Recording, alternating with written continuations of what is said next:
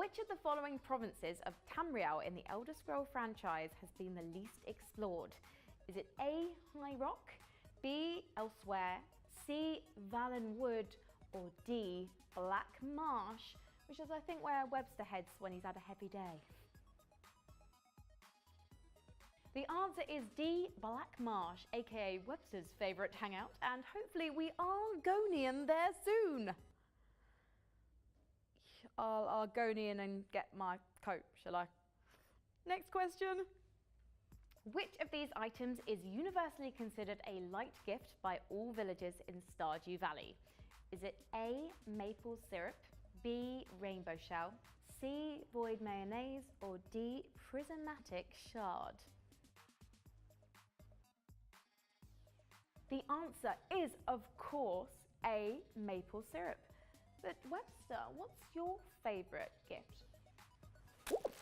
Ooh, a Drake's Devil Dog. Mine too, how did you know? What is the name of the tallest building you can jump off of in Grand Theft Auto 5? Is it A, Mile High Club, B, Rotterdam Tower, C, Schlongberg Sack Centre, or D, Maze Bank Tower? The answer is, of course, Maze Bank Tower, which you might know better as that one I always see in crazy base jumping videos. O pessoal que está chegando aí agora, sejam todos bem-vindos. Eu só quero dar um aviso. Daqui a pouco, daqui a 5 minutos, vai começar a PC Game Show. Ou segundo o contador deles ali, 3 minutos e 30. Só que 7h30 vão começar as rodadas iniciais do campeonato de Splatoon 2. E assim que der essa hora, se a Nintendo estiver transmitindo, eu vou passar pra lá. Afinal, esse canal é focado na Nintendo. Então, só pra avisar mesmo. $61,000. Sometimes you want to put a down payment on the house. Other times, you just want the baddest looking AWP. Webster, you an AWP guy? I had you more down as a lurker myself. I can be wrong, but I'm going to get this next question right. Which of the following prehistoric beasts has not yet made an appearance in Ark Survival Evolved? Is it A, Dimorphodon, B, Sarcosuchus, C, Megatherium, or D, Cynonaphus? I definitely got all of those right. Do not start going on Wikipedia and seeing if I'm right or not. That was definitely absolutely right, wasn't it, Webster? Yes, it was right. Yeah, I paid him handsomely in Drake's cakes. And the answer was, I might actually get Webster to pronounce this one. It was D. Did it much better than I ever could. I might actually just go and, take off for the day because we've got loads more dinosaur questions after this one. Cynonaphus. Cynonaphus. Yeah, okay, next question. Telltale's The Wolf Among Us is based on what series of graphic novels? A, Fables, B, The Big Bad Wolf, C, Urban Myth, or D, Legends? The answer was A, Fables, although part of me thought it was going to be Big Bad Duck because I'm getting chills here. What does a Big Bad Duck sound like, Webster? Who is the first character you ever play as in the original Call of Duty? A, Private Ramirez, B, Private Davis, C, Private Martin, or D, Private Ingram? The answer is C, Private Martin. And as far as we know, he doesn't have a second name. It's like Private Share, or even Private Webster. Who is the legit, actual, for real, no, for serious this time, final boss of the Binding of Isaac series? Is it A, Delirium, B, Conquest, C, Teratoma, or D, Mom? The answer was A, Delirium. How did you do, Webster? Nice. Well, thanks for helping me out. We will see you later in the show, yeah? Let's pass it off to the Wilton Theatre in Los Angeles because the PC gaming show is about to begin. Do I have something on my face?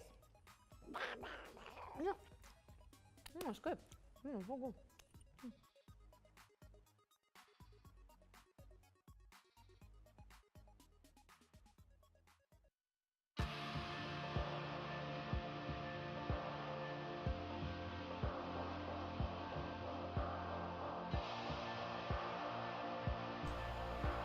Lembrando pro pessoal que chegou aí agora, antes, sejam bem-vindos, mas só para lembrar que às 7h30 vai começar o campeonato de Splatoon 2. E se a Nintendo transmitir na internet, eu vou passar para lá, porque a Nintendo é a prioridade do canal. Então eu vou ficar aqui na PC Game Show até 7h30.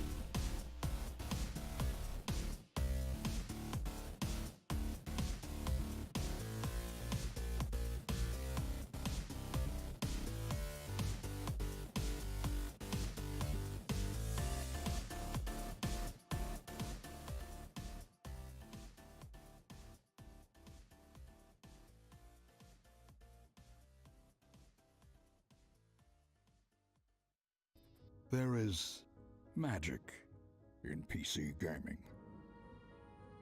It says, don't just obey the rules, rewrite them. It says, don't just listen to stories, inhabit them. It says, don't just accept the limits, overclock beyond them. It says, don't just play games, revel in them, unleash them.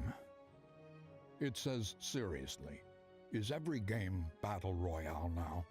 Or is it just me? From mountaintops to dungeons, from deep waters to deeper space, from solo quests to mass engagements, there is magic in PC gaming. Let's celebrate that magic together. This is the PC Gaming Show.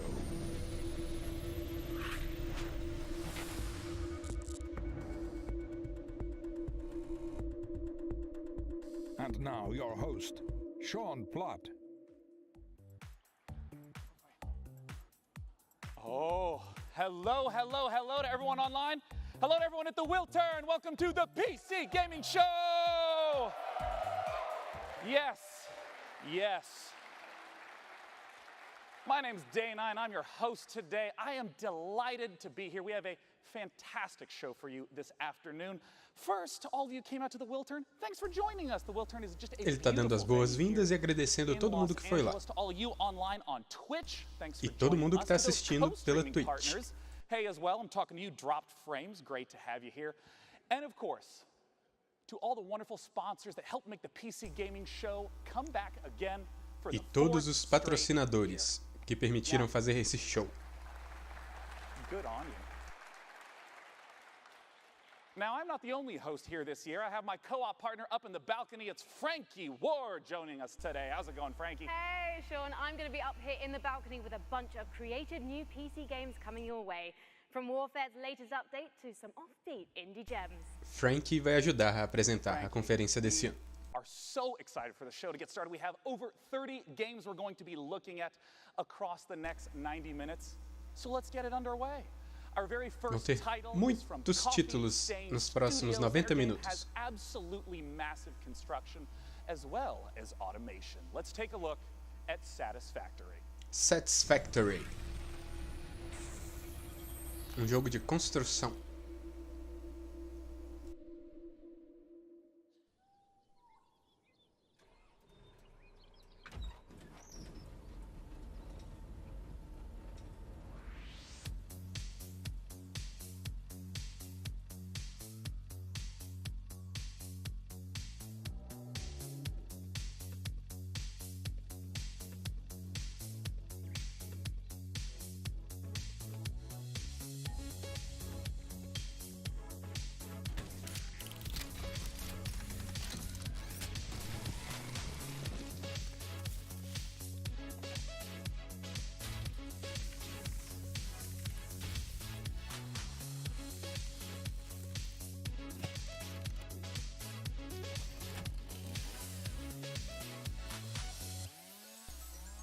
Você explora, coleta recursos e constrói.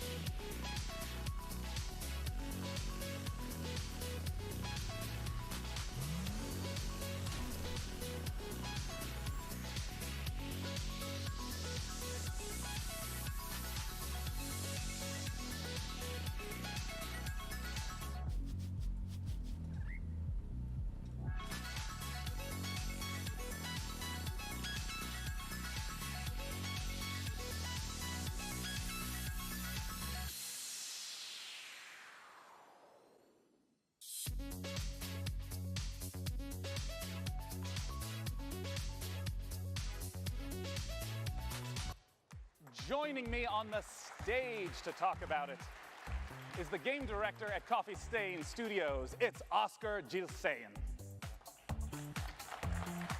Come here, Oscar. Welcome to the stage. Thanks for joining us today. Thank you. Now, Oscar, I just want to begin right away by asking, what is Satisfactory all about? Do que se trata o jogo? Essentially about building these huge automated factories. Construir fábricas automáticas gigantescas. To this alien planet, and you're going to build this enormous machine. We'll hinted at the end of the trailer there. Você vai para um planeta alienígena e precisa construir essas máquinas gigantescas. Build machines that will make them for you. So you'll start out pretty simple, with few machines. Você começa com poucas máquinas e vai expandindo, expandindo, expandindo. Finally, you need to start cutting down trees and replace them with like more convenient concrete. And you know, for people who haven't played this type of game, can you give me an example of what producing a more advanced resource might look like? Right. After a while, you'll need to create something more advanced, like a computer, for example. Depois de um tempo, você vai precisar criar coisas mais avançadas, como computadores. Para isso, você vai precisar criar coisas como cabos. So you need to go out and find this oil, build some oil pumps and oil refineries, and set up a transport. Para coletar os recursos e transportar, você vai precisar criar outros dispositivos. E aí você vai sempre melhorando seus equipamentos, criando novas coisas e evoluindo. The main part, which will probably be the biggest, will start spreading more and more and more. Or in some cases, we've had players just building these massive, tall buildings with factory floor upon factory floor. But including the resources that you need to gather from basically all around the map. So you'll have vehicles driving all over. Now, I want to ask about the first-person perspective because these types of games typically are top-down. Why first-person? Por que em primeira pessoa? We want it to feel like the player is the one building the stuff. Ele queria que o jogador se sentisse construindo as coisas. See these enormous buildings, structures towering above you. But also when you go out and explore, you'll be the one like you. E também se sentisse o explorador, coletando os recursos.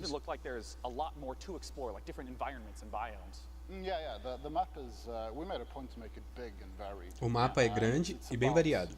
30 square kilometers in size, so it's kind of enormous. Wow. You know, one final question. I saw multiple engineers there. How does multiplayer work? Oh, it's a co-op game. Ele é um jogo co-op. Start up a server and play with your friends. Em que você pode jogar com seus amigos. Tell us, how do we get our hands on this game? So we got a closed alpha planned in the coming months. Nos próximos meses vai ter uma alfa. Quem quiser é só se cadastrar naquele site que está aparecendo ali. That is satisfactorygame.com. Now, up in the balcony, Frankie, I understand you have our very first indie title of the day. We do indeed, Sean, because here's something we love about the PC platform. It's such fertile ground for creative ideas from small teams. NeoCab is an emotional survival game set in the future about gig labor, tech disruption, and the experience of being a driver for hire. Perhaps the last of your kind. From the brand new indie studio Chance Agency, let's watch the first gameplay trailer for NeoCab. Primeiro trailer de gameplay. de um jogo de sobrevivência futurista.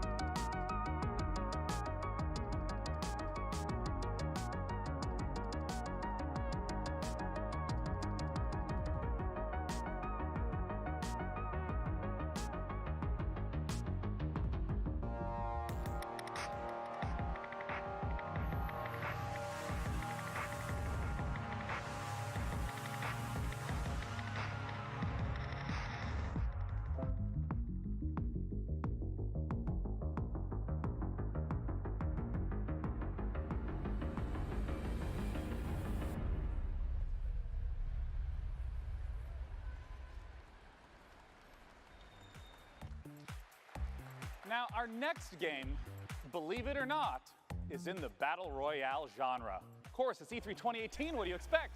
We have Próximo several jogo Battle Royale é games do gênero we're Battle talking about Royale. today because the Battle Royale format is very simple and very flexible. Players play in an ever-shrinking space until there's one last Esse standing. formato de jogo é bem Developers have already simples been doing e bem all kinds flexível. of different explorations of what this could possibly be. And our very first Battle Royale game that we'll be introducing today. Esse é o primeiro Battle Royale que vão mostrar hoje. It's from Automaton Games. Let's look. Ou seja, tem mais.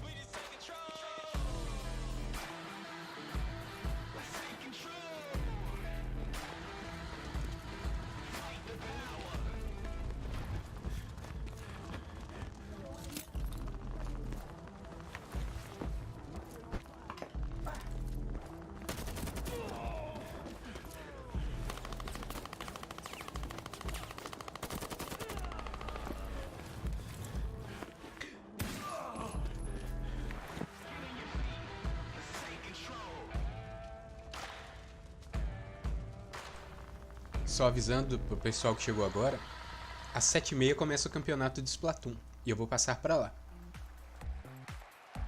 Joining me on the stage to talk about Maverick's Proving Grounds is the CEO of Automaton Games. It's James Thompson.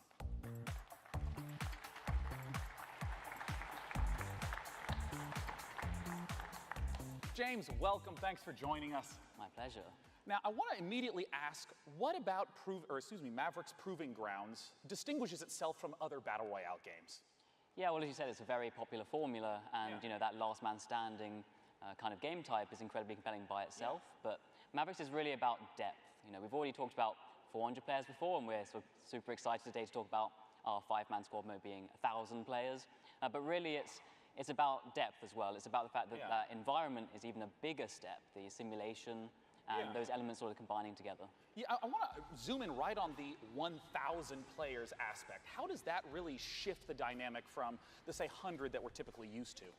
Well, it's really about combining scale with the depth of simulation, so the fact that together what you actually have is a landscape that means you're making decisions off a lot more information. Yeah, I mean, because you hinted at that twice now. Like, what do you mean by there's a lot more information in the environment for players to process? So take a concrete example, right? So let's say a player's walking through the map, they'll be leaving footprints, they'll be displacing foliage, like grass bending. Nesse jogo você vai ter que analisar o ambiente para saber o que fazer a seguir. Você pode ver pegadas dos inimigos, galhos quebrados, essas coisas.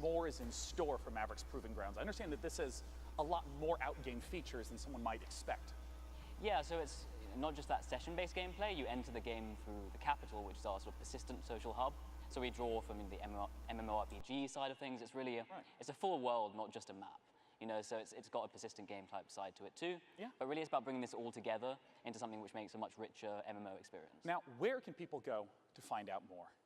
Well, we've just launched our Eles quiseram unir a experiência do Battle Royale com o MMO. Unir os dois mundos. Actually, if you register this week, you'll get special in-game content for free from E3. Well, awesome. And we have only 100,000 slots for the first group signing up, so that will give you some beta access, but I'm sure there are a lot more people than that on the stream, so quickly do that if you're interested in. Well, James, thanks so much for joining us. Once again, that's Maverick.gg. Our very next game helps showcase the extraordinary power of modders. Frankie, tell us about it. It does indeed, Sean. On PC, we don't just play what's given to us. We mod games to make our own experiences. And for many developers, modding is a way to turn a hobby into a career. The Forgotten City is the perfect example. It's a standalone game that's a reimagining of a wildly successful mod. In fact, the first mod in history to win a National Writers Guild Award.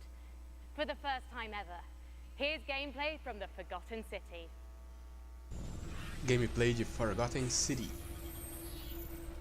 Ela estava explicando dos mods que as pessoas fazem para os jogos, que muitas pessoas trabalham com isso. E esse jogo surgiu de um mod.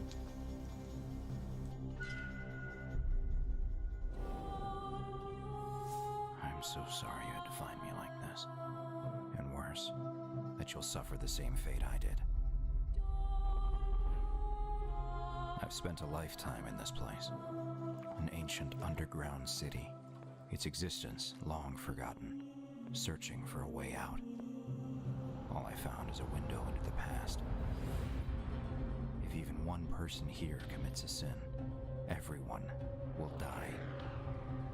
I tried to set things right, but whatever I did, it took me right back to the beginning. It's all up to you now.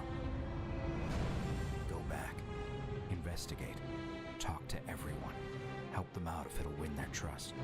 Bend the rules as far as you can. Figure out who's responsible for this, and maybe you can do what I never could.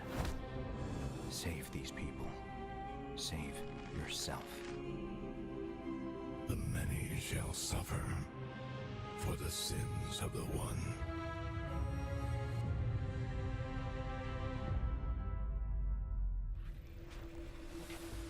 Coming up on the PC Gaming Show, what's next for Killing Floor 2? And an unannounced game from Tripwire Interactive.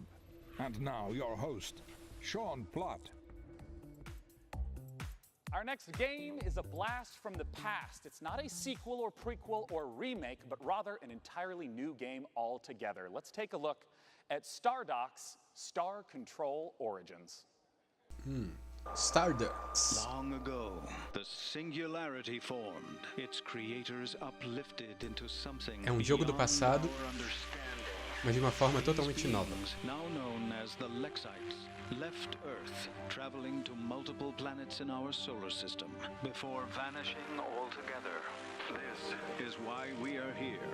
Welcome to Star Control, a state-of-the-art international space agency tasked with the exploration of our solar system and the defense of Earth.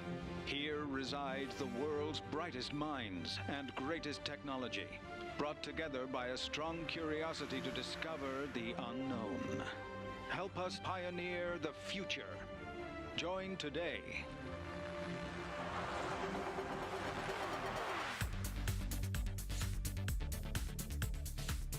Star Control has accelerated the construction of our new modular deep solar system vessel specifically for this mission.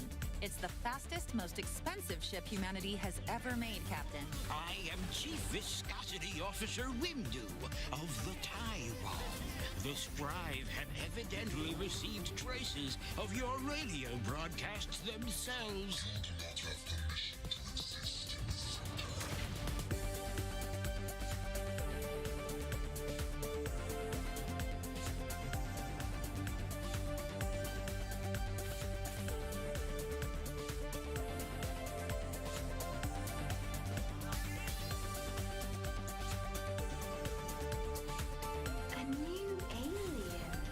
Delightful new spaceship. You must be humans. We've heard so much about you.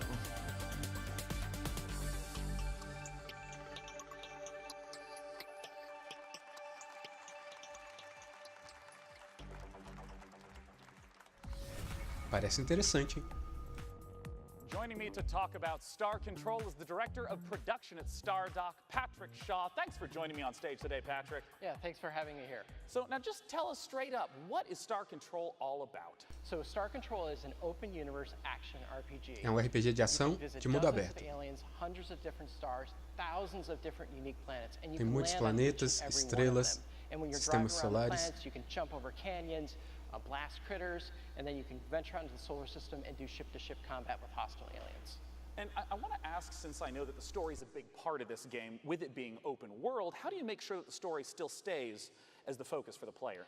Yeah, so we're really excited about the story that we've prepared for Star Control. It's funny, Eles estão empolgados com a história que eles prepararam para o jogo. Sinister side to it. However, what we're very proud and very excited about is we have an infinite universe. That is, we are fully simulating the entire universe at all times. Eles têm universo que é simulado o tempo inteiro, ele sempre está mudando. So it's not just like at a planet there's the same town whenever you visit it. It depends on how the simulation has driven it forward. Right, exactly. So As ações das pessoas ajudam a moldar o universo. That's awesome.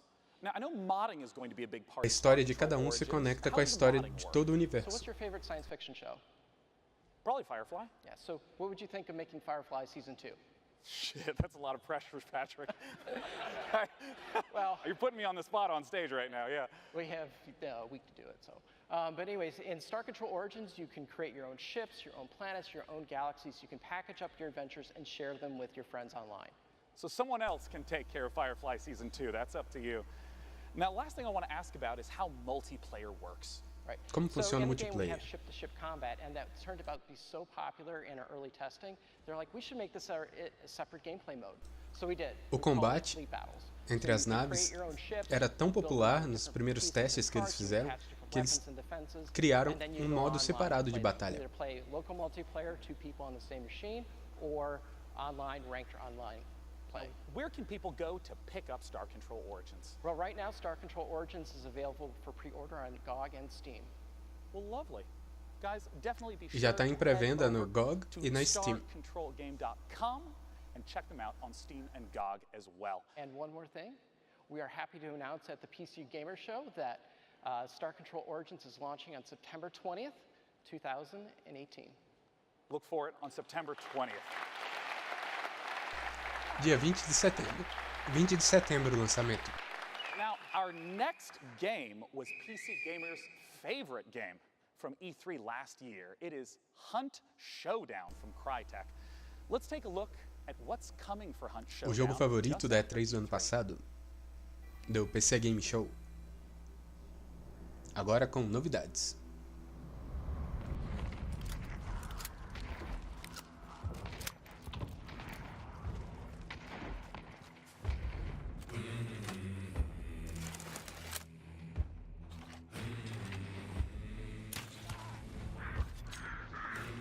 Lembrando, pessoal, faltam 7 minutos para começar a transmissão da Nintendo do Campeonato de Splatoon.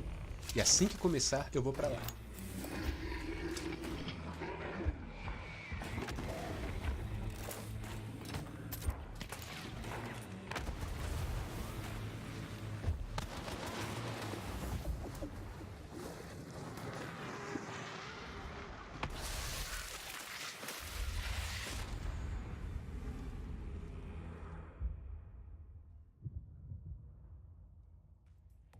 I am here with Guy from Skydance, who's here to tell me why fighting in massive mech suits is not about to go out of fashion anytime soon.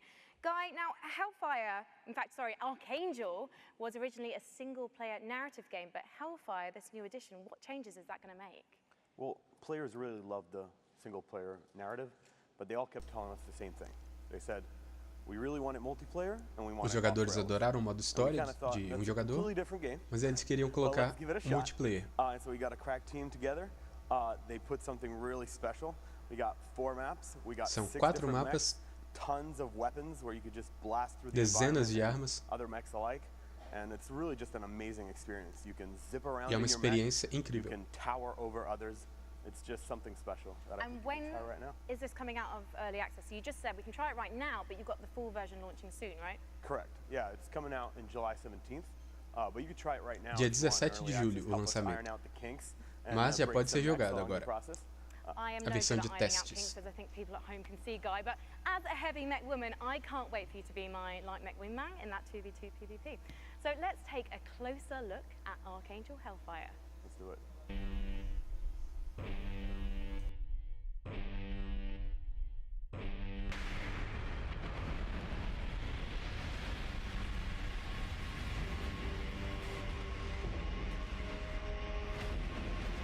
Mapas destrutíveis.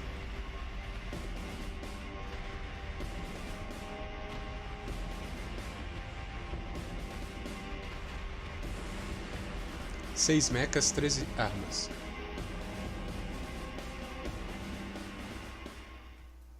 Our next title is one I've been looking forward to for quite some time. It's from the makers of Sherlock Holmes, and it's a delightful-looking Lovecraftian mystery. It's called The Sinking City, and joining me to talk about it is the community manager Dos criadores de Sherlock Sergei Holmes. Oganisyan. Welcome, Sergei. Thanks for joining me today. Thank you. Yeah, you've earned a handshake. Yeah, you Welcome nailed to that the stage. pronunciation. I love that you lie to me so kindly. You know, I want to ask right away, The Sinking City, you know, there's a lot of open world, third-person type games. What makes The Sinking City different from what a player might expect? Well, I mean, The Sinking City is an open-world action investigation game inspired by Lost. Jogo de investigação. These 3 elements already make the game pretty unique. And you know, when I say that you can be a detective in a world, in a supernatural world full of mystery, and you know, Você é detetive no mundo cheio de mistérios. I really mean it, because investigations are really at the core of The Sinking City. A investigação é o núcleo desse jogo. That are focused on action, but you say investigation is at the core. What are investigation mechanics? What does it look like? So the first thing you should know right off the bat is that we are not going to offer any hand-holding for the player. We will not give you any clear objectives in your diary or, you know, markers on the map. Eles não dão objetivos claros, não marcam no seu mapa o que você tem que fazer. Você tem que descobrir as coisas. Tem que descobrir pistas, falar com as pessoas e usar sua intuição. Como detetive de verdade. And get a better understanding of the world and its people, but it will also help you maybe change the course of your investigation. You know, you mentioned the world itself. I mean, the footage that I've seen through the years has just been absolutely beautiful. Talk to me about the world that we're in and what investigation is at the core. So the game takes place in this fictional city of Oakmont in the state of Massachusetts. You know, the city which is flooded. There is a terrible disaster going on which has claimed like thousands of lives. And also, like, it seems like it awakened frightening monsters which now roam the streets of Oakmont. Desastre aconteceu na cidade e agora ela está cheia de monstros. Gangs, cultists, poor people, rich people, but they are all united by fear. You know, they are Todas as pessoas estão unidas pelo medo. Of course, they are all afraid that, you know, for their lives because of the flood, because of the monsters. And you know, we actually want to understand what's going on. We want to understand what lies behind this ostensibly supernatural flood. And what's even funny is that. E aí o seu papel é descobrir o que aconteceu, por que isso está acontecendo. E se tem jeito de salvar a população. What about the game mechanics? You've mentioned the sanity mechanic in the past. Indeed, we do have a sanity mechanic which directly impacts gameplay. you know, when our hero is under a lot of stress, when he sees like something supernatural, something disturbing, or even when he's making choices in the story which he's not comfortable with making, you know, he will begin to lose his sanity. Sempre que você lidar com uma situação de muito perigo, coisas que não deveriam acontecer, a sua sanidade vai baixar. Something is actually going wrong. Maybe we need to, you know, step back and do something about that. As of right now, we're still fine-tuning this mechanic because we are still looking, you know, for the sweet spot between impact on the gameplay and impact on the story. E isso vai impactar muito no gameplay e na história. E dependendo da sua sanidade, você vai ter que voltar, esperar um tempo e melhorar. And you know, we actually give you tools. The game is not about fighting monsters. Investigation is the core of the game. But we give you tools to defend yourself. So we give you weapons, we give you skills. Você vai ter armas, habilidades para se defender, já que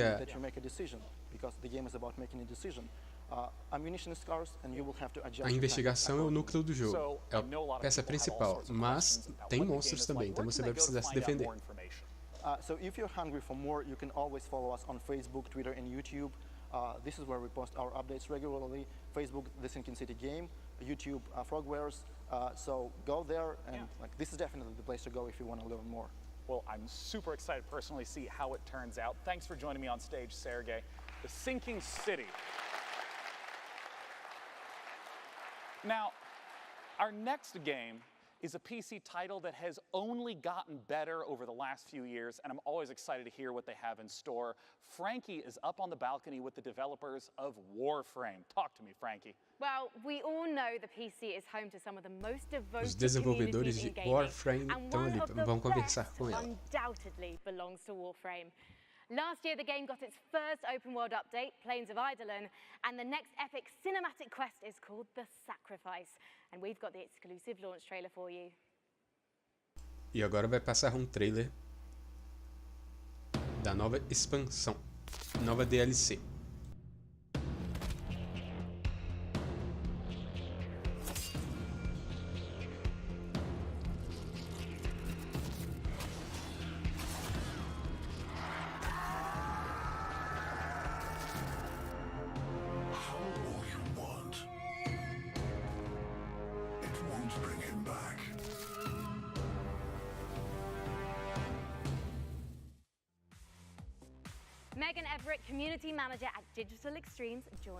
Pessoal, vai começar o campeonato de Splatoon, então eu vou passar para lá. Aguardem.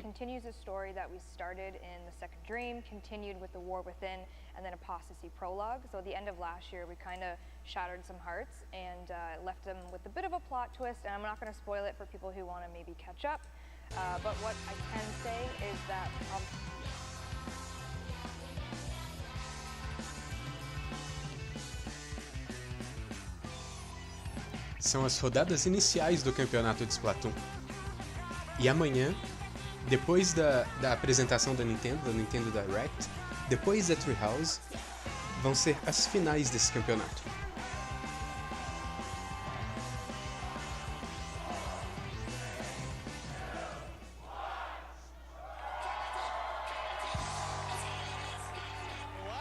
Theater in Los Angeles.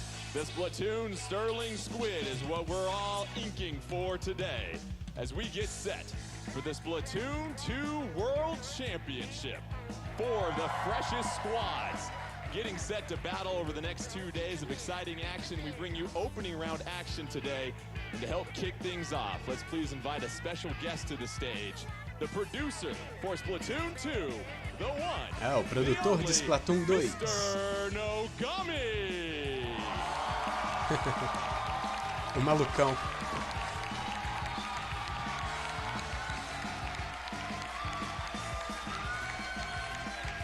Hello, everyone. Thank you, Kami. Thank you. 皆さん、こんにちは。私は人の姿に変身する不思議なイカを研究しているイカ研究所の研究員です。Hello, I am a squid researcher from the Squid Research Labs, and I make it my business to study a mysterious form of inkling life. Ele é um pesquisador que descobriu essa nova forma de vida. そしてインターネットで中継をご覧になっている世界中のファンの皆さん、スプラトゥーン2ワールドチャンピオンシップへようこそ。To everyone here in the theater and all of you watching from home online around the world, welcome to the Splatoon 2 World Championship. E ele está dando as boas-vindas a todo mundo, todos os que estão lá e todos os que estão assistindo pela internet, ao campeonato de Splatoon 2.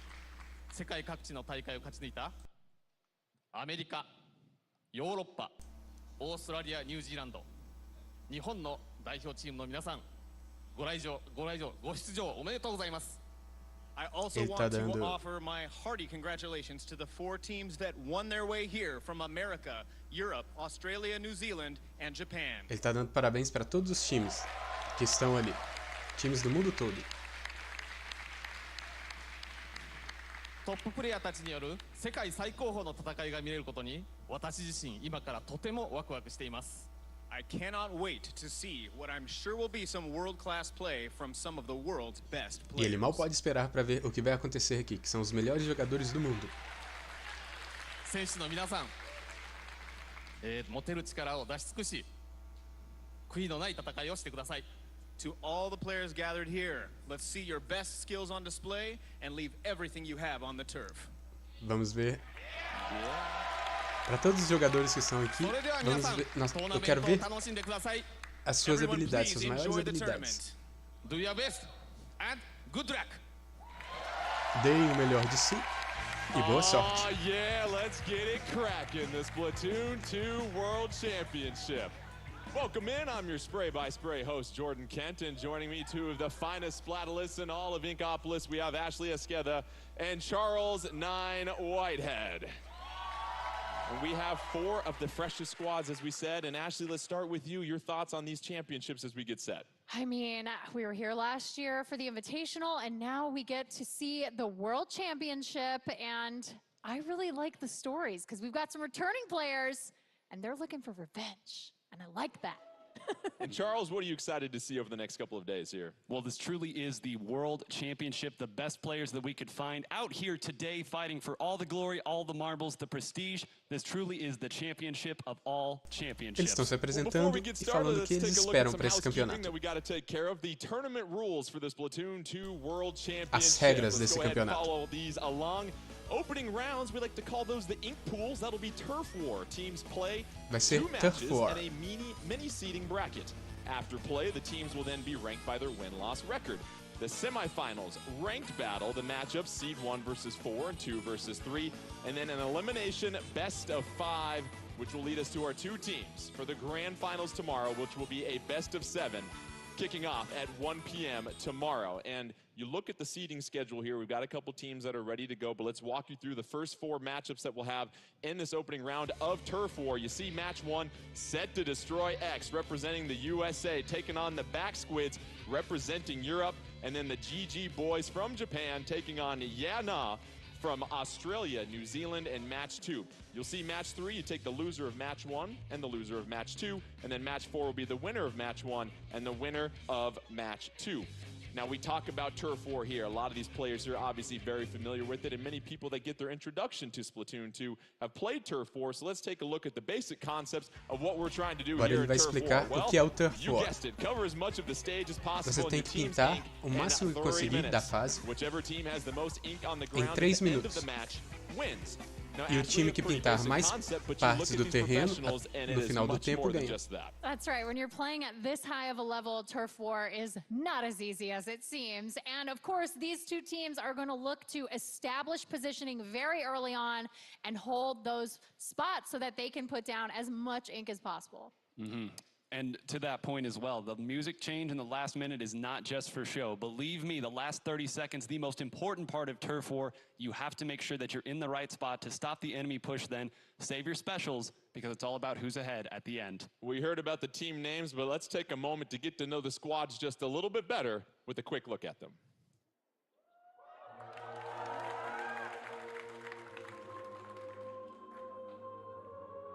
Ink, used in ancient cultures to write sacred texts. It drips. Sometimes it drops. Early monks used it to create quiet masterpieces. Gutenberg pressed it. And today,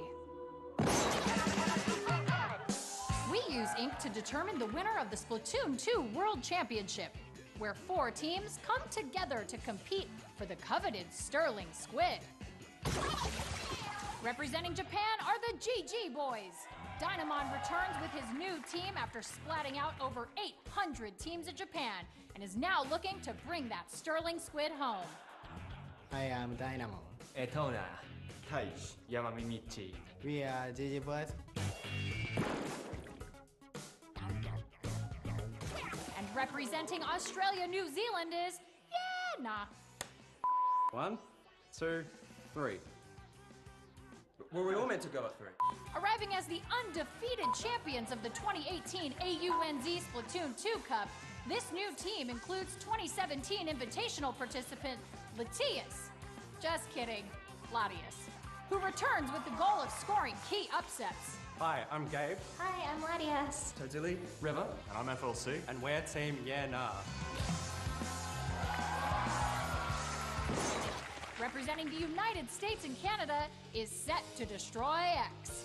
After the U.S. defeated Japan in the 2017 Splatoon 2 World Inkling Invitational, key members of the U.S. team became Set to Destroy X and continued their dominance by winning tournament after tournament after tournament. It was a lot of tournaments. The U.S. is now ready to defend their title. Hi, I'm Penguin. Hi, I'm Kiev. I'm Fuzzy. I'm Hexen, and we are Set to Destroy X. That was awesome. Dude, wow. Representing Europe is Backsquids. The winners of the Splatoon European Championship, this German team brings a fresh name and team spirit aplenty as they take on the rest of the world. Hey, you're supposed to smile here. He's smiling. Hi, I'm Dean. I'm Echo. I'm Watson. I'm Kaito. And I'm Magic K. Rose. And we are the Backsquids. Os 4 times foram apresentados. Agora vai começar. It's great to establish an emotional connection with all of our teams right there as we get set for our first match. You've got Set to Destroy X from Team USA taking on the Backsquids from Team Europe. And 9, I want to talk about these special communication devices they'll be using as they get set to play here. Right, these teams have a special communication device tailored specifically for this tournament. I don't know if you can see them down there, but there are some 6 Splatoon 2 World Championship decals on the side, and communication so important in any team-based shooter, but especially this. There's only 4 members. They all have to be informed. Players getting their gear ready right now, and as far as the level selection, they'll be starting off on Piranha Pit. That was won by a coin toss by Team USA in the back, so we'll get a chance to look at that level. And you look at the different abilities in gear, what do you think lends itself well to Turf War here, Ashley? I think for Turf War, you're looking for things like, you know, swim speed. I always love swim speed. You can get back into the action quickly. I know we're going to probably see a lot of maybe super quick jump. I mean, there's a Ela lot vai of explicando o que ela acha que são as maiores habilidades que os jogadores têm que ter para poder ganhar. Nadar na tinta. We will not be seeing sub-abilities today. Sub-abilities are disabled, so it's important to place the abilities that you are allowed to use on a premium because you only get 3. And I want to talk about the final 30 seconds of the match here, because we oftentimes say in Turf War, that's when it's make or break time there, 9. What are these teams trying to establish in those final ticks on the clock? Well, first of all, they want to position themselves properly. Everyone knows that when you're pushed back, you have to find a way back in. What beats that? Positioning. And on top of that, you need to have your specials. You know that the opponent is going to come out with specials. You have to have yours at the ready to counteract theirs. Players making their final adjustments and getting back to communication, we oftentimes talked about as well too. That's one of the key features of these professional teams here, Ashley, their ability to talk and chat with one another and recognize threats. E a comunicação entre os jogadores é fundamental para a vitória. Splatoon, you always want to be talking to your teammates, right? I know that I always play with my best friend. We're talking to each other in voice chat. We're telling each other, hey, there's someone on the left, there's someone on the right, there's someone on, you know, let's go flank. So it's an important É muito importante comunicar com seus Let's get started with our first match in the Splatoon 2 World Championship. We've got Turf War on Piranha Pit. You'll go ahead and look at your screen. You see Team USA Set to Destroy X in the pink, and then you've got the Backsquids in yellow. Looking at the loadout, what are you noticing right here, 9? Well, you see Set to Destroy X running with 2 Rapid Blaster Pros. We're going to say that name a lot, and those who follow Splatoon know it is the dominant weapon currently in the meta. You see a Rapid Blaster on the side of Backsquids as well. Keep an eye on those weapons. Majin already using the Inkjet, able to get a splat on Wit right there. Going to go ahead and respond back to his spot right there. 4-3 advantage on the field for the back squids. And Ashley, we oftentimes talk about, yes, the 30 seconds are important at the end, but the first 30 to establish map control are just as important. That's right. You want to be able to get your positioning in. You want to start building that special as quickly as humanly possible, but not so quickly that you are actually out of the action. You don't want to stay away. These good trade for trades. Couple of trade for trades right there. 3-2 advantage on the field right now for the back squids. You see the bottom right of your screen. A lot of yellow on the map right now here, 9. O amarelo tá dominando essa We talk partida. about it, the last 30 seconds are important, but you can very much lose a match early on if you're not careful. I love what I'm seeing from back squids. You see themselves positioned. They don't have the 2 rapid blaster pros, but they do have the rapid blaster. They're not being overly aggressive. Majin doing a great job grabbing a couple of splats with that rapid blaster. Take a look at Fuzzy and an overhead view of the map. 4-4 on the field. 1:30 left in this one.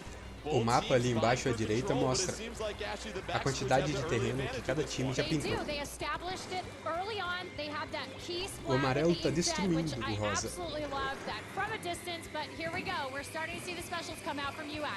Fuzzy deploying the Stingray right now, trying to create some space, and then the ink armor also being deployed, because here is Set to Destroy X, looking to make that counter push here as we approach a minute left here, 9.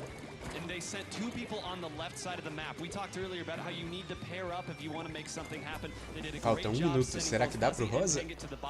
Ó, eles recuperaram bom pedaço. 4-4 on the map. Wit has an ink storm sent out right now. That's going to help cover some turf for Set to Destroy X. You look at the map in the bottom right. It's pretty even at this point. Wit using that super jump to avoid the Stingray. Falls behind the splash wall. Wonderful job right there. Oh, but another splat for splat. It's 2-1 though at this point here, 9. Here's where Set to Destroy X. E agora? Não dá pra saber quem tá ganhando. Será que o rosa virou o jogo? It's all about holding on. You hear the crowd coming to a roar. Set to Destroy X moving to the top of the screen. This is their play. 20 segundos. 4-2 on the map, and this is the advantage that Set to Destroy X was looking for. Hexen using that rapid blaster, clearing some space out. Now just trying to cover as much yellow as he possibly can. We're now down to 8 seconds left. 4-3 on the field back squids. Is it enough of an advantage to make a counter push?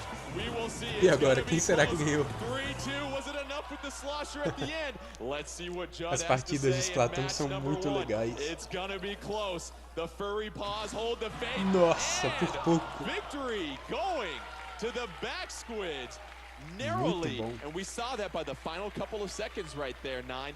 That 3-2 advantage that was established, and a couple scoops of the bucket with the slosher. Slightest of leads, but that's such a big map that it's hard to get to the other side. Even if you have the lead going into that, it's not safe. You have so much ground to cover. Set to Destroy X did a great job pushing back in without the use of their specials. You saw them put 3 people. Ele tá explicando que o mapa é muito grande e aí é difícil chegar do outro lado. Ultimately, it just wasn't enough. And Ashley, we Você saw tem que tomar it was cuidado really the sempre. back squids, their ability to establish map control early in this one. It seemed like it put Set to Destroy X on the defensive for most of the map. That early splat with that inkjet, I think, was really key. I think it hurt their ability, Set to Destroy X's ability, to set up any kind of positioning. They had to kind of fall back a little bit. It really gave back squids an advantage throughout the entire match. And we talked about the trades and the splats that were going on. Let's take a look at our instant replay from that matchup. We'll zoom in here on Wit and see what he's doing in this Turf 4 matchup. And 9, why don't you go ahead and walk us through this as he lands on the super jump behind the splash wall. So this was a really key moment because you see the slosher is pushed up in an aggressive position, and they also had just fired their Stingray as well. Even though Pengit went down right after doing that, that was their frontliner that they had sent out there. Cleaning that up without anybody going down really set the tone for them to make that late comeback. But again, it just wasn't enough. And we saw a lot of splat for splats trades, as we said, Ashley, and really for Set to Destroy X, you're looking to try and get the splat, then make the push, but you don't get a chance to do that because the back squid's doing a great job of just playing defensive and making sure they secured the turf that they were able to grab. Absolutely, and they won a lot of their one-on-ones, and if they didn't win the one-on-one, they took someone down with them, and I think that that was such a smart move on their part. You know, they didn't get overly aggressive. They didn't try to get close to the, the base. Like, they just said, you know what, we got this. We're just going to stay in the middle of the map. We're going to control it, and that's it. Let's get set for our second matchup. It's going to be Yeah Nah from Australia, New Zealand, taking on the GG boys from Japan. You look at the other matches, Set to Destroy X will be in match 3. They'll play the loser of this match, and then the back squids will play the winner of this match. And 9, Australia, New Zealand won the coin toss backstage, and they decided to go with Manta Maria. Your initial thoughts on this stage for Turf War? Well, Charger. I don't know if Latias will be using that here today, but Manta Maria is such a well-balanced map. If you want to use a long-range weapon, you can go up to the top on that snipe area, the grading, and really make your presence felt. I think the spot they feel very comfortable, and we'll see if it pays off. And it seems like in Manta Maria, if you can get the upper hand and have the higher elevation there, Ashley, your team's going to have a huge advantage. Literally the upper hand. I mean, you've got a lot of verticality in this map. There's not a lot of ground space in the way of, you know, you get to that center really quickly. So if you can get up high, you're definitely going to have an advantage with a slosher. You're going to have an advantage with a charger. You're going to have an advantage with any weapon that's going to put down a lot of ink.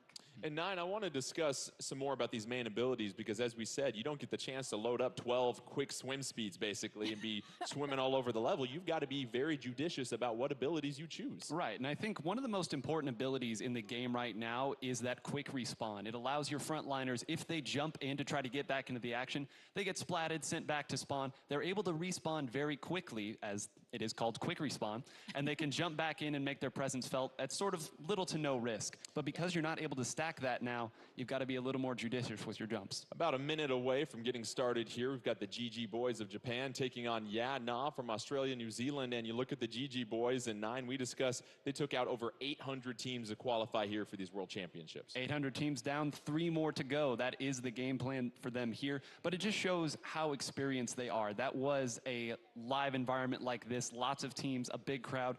This is not too big a stage for them. The lobby is basically set to go. We're just waiting for one more check mark, and then we can get started here. Turf War on Manta Maria. We've got the GG Boys from Japan taking on Yeah Nah from Australia, New Zealand. And we remember last year, the Aussies came in and they had quite the upset in Turf War early on, Ashley. They indeed did. We saw a lot of great play from them. And honestly, I'm excited to see what's going to happen right now. Well, let's get it started. Match number 2, GG Boys from Japan. You'll see them in the blue or purple ink, however you portray it. And then the green ink will represent Yeah Nah from Australia, New Zealand, and Nine, give us the breakdown on the initial loadouts. Well, you're seeing 2 dynamo rollers in the action right now. You would not have seen that a couple patches ago, but these are pretty similar compositions. Both sides using a lot of dualies here. Their long-range weapons are going to be the jumping point, but we already see one going down. Yamamichi with the nice splat, using those dualies and that mobility that he has. And Ashley, a lot of times, your ability to move around this stage is so critical to getting that advantage. That's right, and Yamamichi has the dualies, which enables him to roll. So he is able to get those double rolls in there, make sure he can get away from people, and again, win those one-on-ones and convert to ink on the ground. We've got an Inkjet versus a Stingray, as you see Latias up top with that heavy splatling, getting a nice job with that splatling right there. 2:15 left in this one. 4-3 advantage on the field for Yeah Nah. You see, their ability right now to use some of that range that they have here, Nine, is giving them the early advantage. And another reason that range is so good on this map is because it's a long map. They're going to need to jump back into the action, as we see Yamamichi getting another great splat. Both sides are doing a great job of not getting locked out. There's been big moments, but they haven't let go. 4-4 on the map, 150 left. Make that 3-3 now, as we have a couple of splats right here. Latias using that splatling on top of the por grate in enquanto the o middle Verde of tá the pier ganhando. here in Manta Maria. As Vamos ver she's se tem trying to virada score nessa her team partida. a pivotal victory here in match number 2 of the Splatoon 2 World Championship. Overseeing Essa a few que é a segunda things, you see partida do FLC campeonato. using that dynamo roller. Oh, but a 2-for-1 splat, courtesy of Yamamichi once again, Nine. And they did a great job of moving in with the Stingray. Even if the Stingray isn't able to get the splats, it's a giant beam everyone's looking at that allowed them to push both of their dually players up and take that crucial position. Yamamichi just marinating in that toxic miss, and he don't even care right now as it's 4-4 on the field. Both teams trying to seize control of the middle of the map. You now have 4-3 advantage for GG Boys as FLC trying to rain it down with that Dynamo. Oh, Dynamo versus Dynamo as Dynamon keeps him at bay. But here comes the Inkjet with about a minute left here. Ashley, what needs to happen with the final push? Well, I think Australia needs to get out there, and Yeah Nah has got to start converting some of these one-on-ones. They, you know, GG Boys are doing such a great job. They're being so aggressive. They're getting so far ahead that it's really hard for Australia to come around and Agora play. tá disputado. You see the Ink Storm on port side right now. 35 seconds left in 9. It looks like with the 3-2 advantage, this is an opportunity for the GG Boys to strike. It was, but you see all the frontliners went down just as we were saying that. The last one is Latias holding things down in the middle. She's not going to be able to do all the painting herself. They need to get in and get in quick. 18 seconds left. Ink armor deployed. Nice little overcoat 15 for the GG segundos. Boys. Trying to get a few splats. Taiji unable to get the splat over there. You've got a 3-2 advantage on the field right now. 7 seconds left. Can Parece GG que o Boys roxo get the tá final ganhando. push? Looks like they're able to get enough work done before the bell rang. Let's see what happens here as we go ahead and wrap Parece que up o match roxo conseguiu number 2 virar o jogo. between Japan and Australia, New Zealand. And the results are GG Boys with the victory, and they will move on to match 4 to take on the Back Squids. And so this was an example here, 9, of getting that final push with the last 30 seconds, and we saw that from the GG Boys. They got the numbers advantage, and those frontliners were able to advance. And the frontliner versus frontliner battle really was the story there at the end. We said Latias was stranded by herself. It's because too many 1v1 victories coming from the dualies of GG Boys, and sometimes that's just how it goes. And we saw Yamamichi with some big-time plays. Let's take a look at some of the action that was going on in this previous match. And you saw him with the dualies. And Ashley, a lot of times if you're one of those frontline players and you're the dualies, it's your job to go out there, get some ink out there, but also get some splats. That's right. I mean, Yamamichi is so aggressive. I love watching him with those dualies. He's absolutely fantastic. Look at the aim with his inkjet. I mean, it was just so much fun to watch him get out there and get those splats. Well, as we get set for our third match, we will have Ya Na from Australia, New Zealand, taking on Set to Destroy X from Team USA. And in order to determine the stage, our available stages left are Arowana Mall and Wahoo Estados World. Unidos We will do contra a Austrália coin flip agora. here in just a moment. And you will have Ya Na, since they traveled the furthest here and put the most miles on the airplane to get here, they will get a chance to call the coin. And then, of course, match 4, Back Squids versus the GG Boys will have the remaining stage at that point. And it was interesting because we were talking about the Piranha Pit decision for Set to Destroy X here, 9, and they went with Piranha Pit because you eliminated the chargers in that level, but it wasn't able to work out for them. No, it wasn't. And whenever you have a strong long-range threat, you want to pick a map that allows you to encroach on that, some flanking lanes, things that you can just kind of put some pressure on there artificially without having to run up and get them. But like you said, didn't quite work out here, and we saw this matchup last year, too. Well, let's get set for our coin toss here. I believe we have our stagehand on stage set to go. We've got a couple of players for Set to Destroy X getting in the lobby here. Both sides of the coin were shown to Gabe. Gabe made his selection as far as which side will be chosen. And so obviously coin flips, very, very important when it comes to deciding a stage. It's been called. Nice catch. And it is the decision for Australia, New Zealand. They will get a chance to choose the stage. So will it be Arowana Mall or Wahoo World? And any thoughts on what they might be choosing here, Ashley, when you look at what they might be able to do? I mean, if Latias wants to run a charger this time around. We'll see what happens. Yeah. We've got the decision. Gabe has talked to his teammates. Secrets are being shared.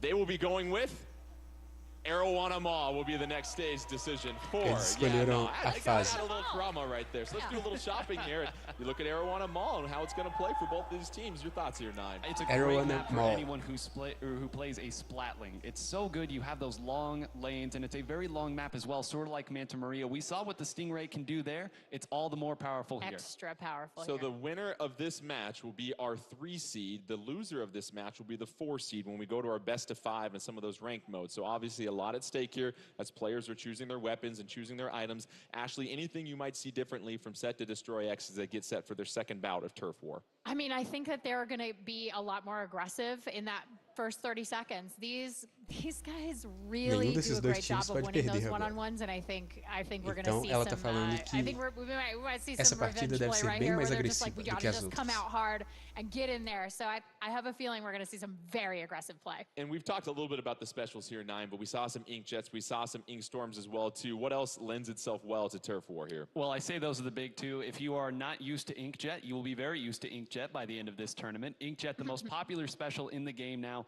by a country mile.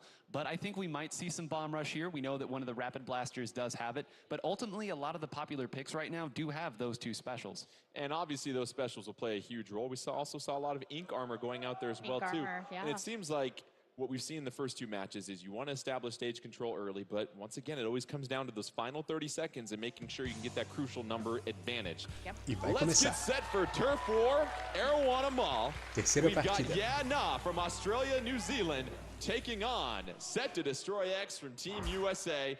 taking a look at the loadouts, and 9 break it down for us here. Well, Set to Destroy X feels like it wasn't the composition that got to them last time. This is exactly what they ran, and it looks like the exact same comp here coming out as well from They like what they saw here. They just feel they need to execute. And obviously the middle part of the stage is going to play a huge role in this level. Those 2 ramps that meet up to the middle, being able to control and have the high ground here will be a necessity, as we already see Latias with the Stingray.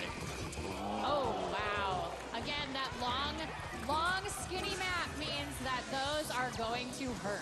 You see the baller climbing up to the next level. Hexen going to go ahead and take the escort over there, avoiding the curling bomb. But here comes an inkjet down the alleyway. Able to get 2 blasts right there as the river is flowing at this point here, 9. Yeah, River, that was a really precarious position. If they lost that closed area, it was all going to be rough for them. River being able to get those 2 not only keeps it even, it gives them an advantage. 4-4 on the field, 2 minutes into this one. You look at the bottom right-hand corner of your screen, and you see the slight advantage right now at this point going to but both teams fighting for control of that middle area. We see Kyo using that slosher right now, trying to gain an advantage. Misses the splat right there. Oh, avoids some of the ink. Able to get up to the side of the wall right here. Is getting some pressure by River, but River, no! River getting splatted by the Rapid Blaster Pro. Hexen coming in and saving his teammate right there, Ashley. Yeah, Hexen really came in and made a play there. And now he's cutting off the lane. He's cutting off that flank right there, and he's just going to wait for someone to come on by and splat them. Hexen trying to put some pressure on the spawn here.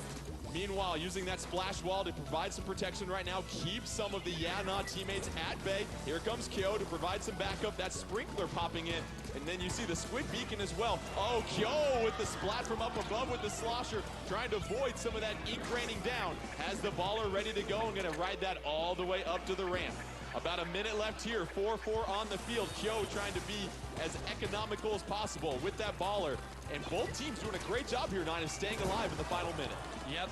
This is where it all comes down to. They have 2 rapid pros like we've mentioned, so it's going to be very difficult for them to climb that mountain. FLC getting a critical splat right there. That's going to give them at least a little bit of breathing room, but this center is filled with members of Set to Destroy X. FLC putting in work right now. Gets splatted, but took out a couple of members of Set to Destroy X. Both teams is going to come down to the middle ground at the top of both ramps here, and Ashley, now it's a 4-2 advantage for Set to Destroy X. In the last 20 seconds, you can't go down 2 squids. It's really tough to come back from that, and you can see US Set to Destroy X putting down tons of ink in the last 10 seconds. Here comes that push from Set to Destroy X. All 4 members on the field. Latias trying to do all that she can. Gets a splat right there, but might not be enough time left as we take a look at the final results, and it seems like Set to Destroy X was able to do what they needed to do at the end of this matchup. And there you have it, 60.4 to 33.2. And the execution by Set to Destroy X, especially at the end, they weren't discouraged when we saw FLC get a couple of critical splats with that roller. And it's because they knew that the jumps were coming back in. When one of them goes down, when you have a double Rapid Blaster Pro composition, you know that if they come up the middle, they're going to take a lot of chip damage in doing so. You can safely jump in. You saw the wall, using that to allow the team to come up. Just great coordinated play.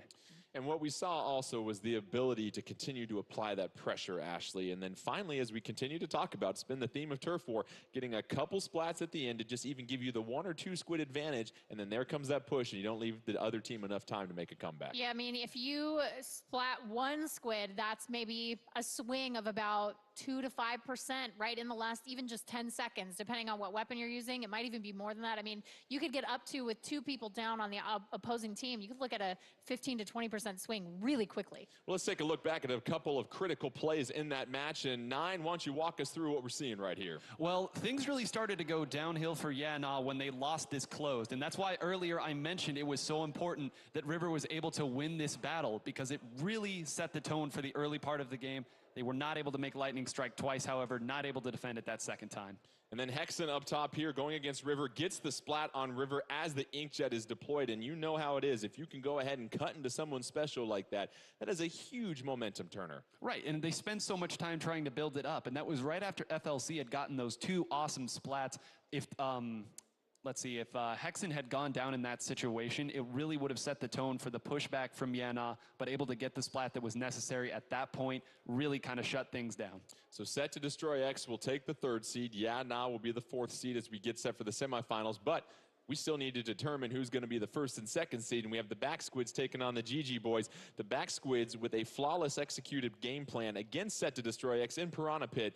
You look at this next map here, Wahoo World, that they will be on. Your thoughts on that map here? This is the map that both teams have the least amount of time with. And so I think that there is some real potential for an upset. So I'm looking forward to seeing how each team kind of handles that map, because it is a little bit different than the other maps that we've kind of played so far. It is a little bit different, and to your point of it being so new, I think these teams are maybe going to go with some safer compositional picks here. They might not go for the, maybe putting Dynamo at a certain position. I know the Dynamon, of course, very good with the Dynamo roller. It's in his name. But when you do that, you have to know the map very well. You have to know where you're comfortable. And if you're not comfortable on a new map, you might have to make a safer pick. And what's interesting is we're seeing all these different abilities being swapped out every single match, and continue to share with us, Nine, some more of these main abilities that we might see, especially when you consider how important the final 30 seconds are. Well, Stealth Jump is very important to get yourself back into the action, but I've heard some of these teams say that Stealth Jump really isn't one of the three they feel they need right now. Special Saver, though. Special Saver, very popular, and as we talked about it, you need your specials in the last 30 seconds. Special Saver, the most economic way to make sure you've got it when you need it. And let's take one more look at the ink pools as we get set for our fourth and final matchup in these ink pools. You see the Back Squids taking on GG Boys in match 4. Set to Destroy X getting the victory over Yeah Not to claim the third seed. Now we just need to figure out who's going to be our top squid as we get set for the semifinals here. Let's pick this up. Wahoo World Turf War match 4. You've got in the blue/purple ink the Back Squids from Europe, and then the GG Boys from Japan in the orange. And what is it about the middle of this map that is so interesting here, Nine? Well, it's so interesting because you know you have to push forward and take it, but as we're seeing right now, Dynamon kind of just able to box him out here with this Rapid Blaster, but going to have to deal with Echo's Stingray here doing the exact same thing.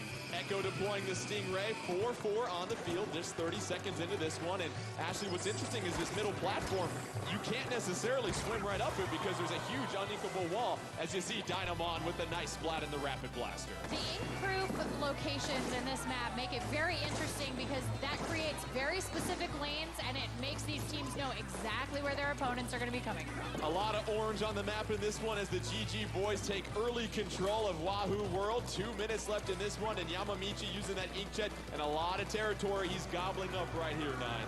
Yeah, like we said earlier, it makes it Laranjado dominando a for the enemy partida. team to make the comeback, and he's just building up his special right now. He knows his team has it. He can kind of set back there and do what he needs to, though it does look like the Back Squids have made a push. They're not stuck in their spawn anymore. Majin with the Ink Storm, and you see the Toxic Mist in the middle of the stage, trying to really fight for map control, trying to assist with a couple of splats. It's Rapid Blaster versus Dualies. You've got Yamamichi back rolling out of there. 1:30 left in this one. Yamamichi with an inkjet ready to go. Going to throw out a couple of curling bombs and pave the way. Yamamichi trying to avoid damage right now. Moving along the map on the top cylinder. Has that special. Waiting to deploy it. And here comes the inkjet as Yamamichi gets the splat on Majin. 1:15 left in this one. 4-3 advantage as we see a sprinkler fall to the bottom. And GG Boys here, Ashley, unable to really make that significant push as we see another splat for splat exchange. However, Taiji staying alive. Yeah, I mean, you see these one-on-ones, and I really love watching them move, because they all move so unconventionally as they're getting around the map. You don't see them taking the traditional walkways in Wahoo World that your regular tourist squids would do. And so now with the baller, gets the splat and wants him. You've got 4-2 on the field, 3-2 at this point here. That's Flatling trying to create some damage and havoc from up above, able to get out of there. Etuna retreat. O laranja continua ganhando. Put down at this point, 37 seconds left, and you've got 4-4. What needs to happen if you're the Back Squids? You're trying to make a comeback here, Nine. Well, the first thing you have to do is deal with Yamamichi. Been living over here on this side of the map the entire time. They've got to get rid of him now. It's taking 2 of them, and Yamamichi finally goes down. This is the look that they needed, but Majin goes down. They needed him to stay alive. It's 2-2. 3-3 on the map. The Ink Storm getting ready to fade out. 13 seconds left. Oh, it's pretty close on the map, but a slight advantage right now to the GG Boys. It's 3-2 though. Is this the push? Don't call them the comeback Squids. 4 seconds left. Is it gonna be enough? Laranja vai ganhar. Sem chance. Let's wait to see the results here. Might have been too much ink for the Back Squids to overcome, but we'll see what happens. You see quite a bit of orange on the left-hand side of your map. What does Judd have to say? And that will be a victory for the GG Boys. They claim the #1 seed. However, solid showing by the back squids. They will be the #2 seed as we get set for the semifinals here. And once again, we were talking about Yamamichi and the fact that he was having to pay rent. He was living at the top of the stage so much. And we could have said that 2 or 3 times throughout that game. We saw earlier the double splat that came in with the curling bomb and the inkjet combination. But that's the thing with dualies. They're so persistent, they're so difficult to get rid of. And when you have the skill of Yamamichi, it does often take 2 squids to take you down. Well, I believe we've got a replay from some of the action that was taking place in that 4th and final matchup in our ink pools. You had the GG boys taking on the back squids, and really what's been so impressive when you look at the GG boys, not only their communication, Ashley, but their ability to really just never give the other team an overwhelming advantage. They always seem to have 2 or 3 squids on the field of play, and we see Yamamichi in the inkjet here. Yeah, I mean, they're so good at cutting off lanes. This is the thing that I think the GG boys do almost better than anybody else. I'd say Set to Destroy X also really close on that front. But I mean, the way that they just find people and say, oh, no, I'm sorry. You won't be coming up this way. Like, we're just going to go ahead and we're going to cancel that. Let's take an updated look at the ink pools as we finish up with our 4th match here. And we obviously have our seeds determined for the semifinals. Set to Destroy X will be the 3rd seed. Your 4th seed will be Yadna from Australia, New Zealand. The back squids representing Europe, they will be your #2 seed. And the GG boys from Japan, winning both of their matches in the ink pools, will be victorious. And we take a look at the semifinal brackets. It'll be the 1 seed versus the 4 seed GG boys taking on Yadna in a best-of-5. And then you'll have the back squids facing off against Set to Destroy X. And now we get to some of the ranked modes here, 9, and what changes as we get away from Turf War into some more of these strategic game modes. Well, almost everything changes, to be honest with you here. The one big thing is in this mode, if you make a big push early on, no matter what mode it is, you get to keep those points. It's not a situation where you take a big lead at the beginning and it just goes away. If you're able to make the big push and play defense, you more often than not find yourself winning. Agora vai ser melhor de 5. That we have here for the 5 potential games: Splat Zones, Clam Blitz, Tower Cada Control, partida vai ser Rainmaker, modo de jogo Control diferente. if game 4 and 5 are necessary. So let's talk about Splat Zones, because Ashley, you talk to these professional players and this is one of their favorite, most consistent game modes. You're going to control a patch of turf, which we like to call Splat Zone, in the center area of the stage for 100 counts. Once your team completely covers the zone with your ink color, your team's timer will begin to decrease. Whichever team has less time left on their timer at the end of the match wins. However, Quem controlar a there parte are central penalties that can be employed. That's do right. terreno, If you have tem the que pintar countdown o chão going lá. and then your splat zones are Quando taken conseguir over, you pintar get o chão penalized todo for dessa that, parte and then central, it takes even longer to start that countdown over again. o contador desse time que estiver lá vai descer. E no final do tempo, Well, there's a time o in the game contador we que kind tiver of call the menor ganha. lockout phase. It's when you've taken 2 or 3 down, the opponents are kind of staggered coming from spawn, and you have control of the zone. The good teams are the ones that are able to, much like in Turf War, identify where those threats are coming from, shut down the lanes, as you said, GG Boys is so good at, but it's really whoever can break that chain. They're going to build up their specials and push in with that. You'll see it go back and forth a little bit, but ultimately it's whoever can break that chain who finds themselves victorious. And it follows a similar pattern to what we saw in Turf War here, Ashley. You want to obviously get the splat zone. From that point, you do want to push into the other team's territory to make sure you're pushing them further away from the zone. Yeah, you want to make sure that they are nowhere near. You're going to just protect that splat zone at all costs. But the thing is we're also probably going to see a couple of them maybe do a little bit of forward hunting, as you will. They may take some ink forward and try to get around behind their opponents if they're coming into that splat zone. And if they have their specials loaded up, I think we're going to see some fireworks. Players are still getting set for this first semifinal matchup between the GG Boys from Japan and Yadna from Australia, New Zealand. And we are seeing some changes in the gear here, 9, so it will be interesting to see what they deploy. But talk to me a little bit more about the communication and how these teams chunk up these maps, as I like to say, and are able to communicate to one another. Sure, so we've got some very simple callouts, left and right, that are commonly used here. If there's a spot where the sniper usually goes, we'd call it snipe. If there's a spot where you can access that, we'd call it flank. If there's a big box, we call it box. It's not always complicated, but it has to be precise and it has to be quick, because again, there's only 4 of you. If 2 go down, that's half your force. Oh, Professor 9, we appreciate the lesson. Let's go ahead and pick up Splat Zones and Mako Martin. What do you like about this level, Ashley? Because this is one of the newer ones we saw since the game's been released. I like this one as a splat zone choice because there is one splat zone, and this means that there is going to be a constant battle in the middle of Mako Mart for supremacy. Yeah, Nah in the blue and the GG Boys in the Aquela green. cruz ali no meio é o terreno que o pessoal tem que pintar. Agora o verde está controlando essa parte. Então o contador verde ali no centro da tela, em cima, vai diminuindo. No final da partida, quem tiver o menor contador ganha.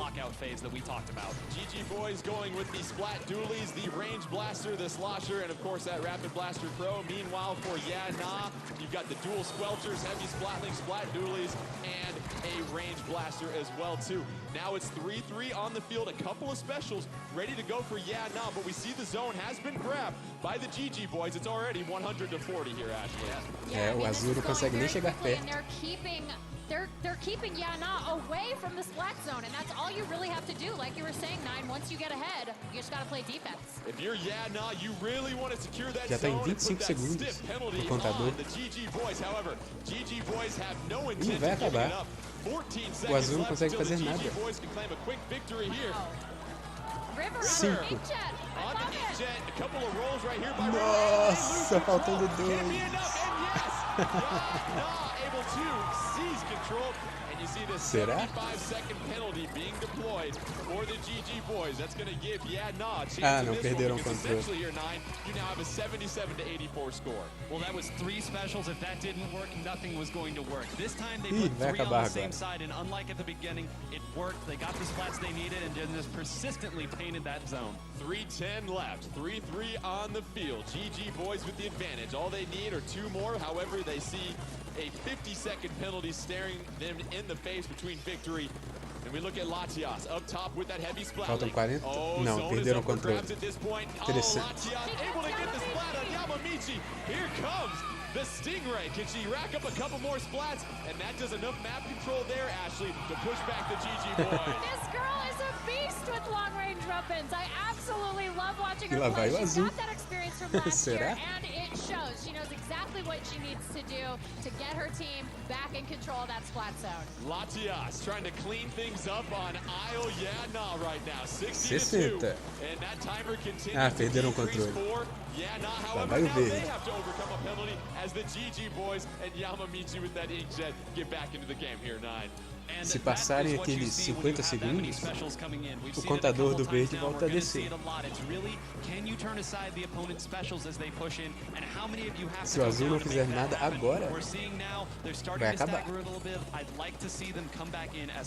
That custom blaster catching River as he tried to flank. Oh, what another blaster! But then FLC gets put down and Yamamichi gets splatted.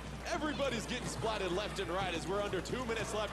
3-1 advantage GG Boys. However, a couple of Yana's bombs already. That auto bomb gonna add more damage at the end, and it's gonna be game for the GG Boys as they clean things up on Mako Mart here, Ashley. You know, one of the things that I noticed that the GG Boys were Coitado doing do time da was every Austrália, da time one of Nova their Zelândia. teammates would get splatted, Eles não one of ganham them uma. would go hide behind that ink-proof pad in the middle of the cross that was the splat zone so that they could jump in really quickly with cover and then get right back into it. Game 1 going to the GG Boys, and we talk about this game mode here, Nine. It's one of the most difficult ones to mount a comeback in because once you secure that splat zone, not only do you have map control, but now you're scoring and you're forcing the other team just to gain map control before they can even go after the objective. Right, and that's the great point, because the objective is map control. And we talk about map control, how important it is here.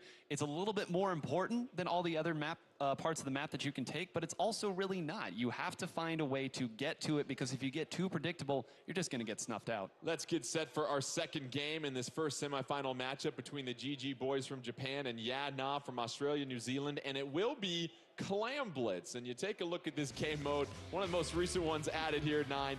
You're going to toss clams into the enemy basket. First team to score 100 points wins. You can find clams scattered around the stage. If you round up 10 clams, you create a power clam. A power clam is needed to break the basket's barrier. You toss Nesse one modo de clam in the jogo, basket, ganha quem fizer that's 100 3 pontos points. You get a primeiro. power clam in there, that's 20 points. And Ashley, these power clams are going to be all over the stage, and so you have to be very judicious about when you pick those up and when you get a power clam. Definitely. I mean, if you are picking up 1 or 2 clams, maybe you're not as much of a target. But once you start getting into 4, 5, 6, and then, of course, once you have a power clam, you are persona non grata. Everyone's coming for you because they don't want you at their basket. And Nine, Você tem que obviously, correr if you get a pelo power campo, clam, everyone else on the map can see where pegando you're essas at. ostras. However, There's an Elas que advantage to são that as because if you get bolas de splatted, you're basquete, not vamos giving dizer a assim. huge help or boost E aí to the você tem opposing que jogar team. na cesta. You have a E lot quem of fizer 100 clams if pontos you have primeiro that power ganha. clam. Like you said, it does take 10. And that means that you have enough clams that your opponent probably isn't building one to go up against you. And really that clam economy, so important. Again, it comes back to map control. If you're covering some clams with your ink, you're able to see them even on your mini-map. You got to make sure you handle that currency on the stage. And Ashley, a lot of times it's more than just having one power clam, because if you have more than one, you're then going to put the focus on the opposing team that they're now going to have to shift to a defensive stance. Absolutely. I mean, you're going to see, if that is the case, you're going to see some fallbacks. You're going to see a lot of defense. I'm guessing maybe we might see a little bit, maybe a tent umbrella. That's what I'm keeping my fingers crossed for. Do you think? 9? Do you think there could be a tent umbrella? Probably not. You know, it's more popular than it has been in the past. True. It's more popular. The bubbles, a very powerful special on this mode. People like to combine bubbles, or the bubble blower rather, with the baller. And that's another really popular special. You run in with that, it gives you a little bit of invulnerability, and it allows your teammates to super jump with those power clams, not even having to get close to it. And the strategy continues to develop for this game mode because it is still fairly fresh, but what we're seeing is most people online are kind of concerned about, well, if I get a power clam, everyone's going to know where I'm at. These players 9 seem to be so talented, it doesn't matter whether you have a power clam or not, the opposing team knows where you're at.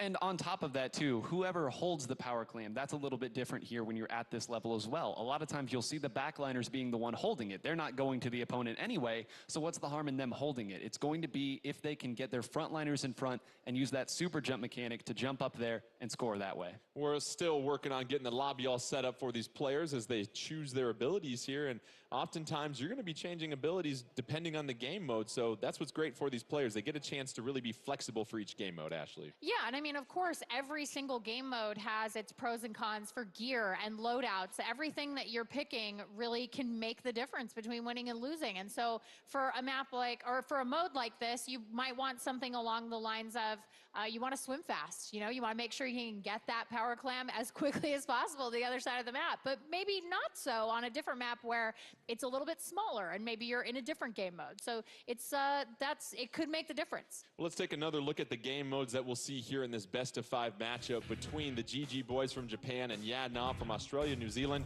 Game Esses number são 1, os Splat modos de Zones that jogo went to the GG boys. Game de number cada 2, semifinal, Clan Blitz, que é that's melhor what de we're breaking 5. down for y'all right now. Game number 3 will be tower control, and if necessary, game 4 will move to Rainmaker, and then if we get our treat here, which I hope we do, we get a game 5, that will be tower control as well too. And you look at the different types of communication that goes on here, 9, and not only is it telling your teammates where everybody else is, but what else are they communicating during Clan Blitz to make sure that they can make those coordinated pushes on the opposition? Well, I think the biggest thing that at this level you're looking for is you see when the enemy has power clams, so you don't need to call out those anymore. Everyone on the map can see it. What's important is to identify the frontliner, to identify where that special might come from. You need to keep track at the top of the screen. See who has their special, see if someone has a baller, because the only way that you can stop that is really to be preemptive.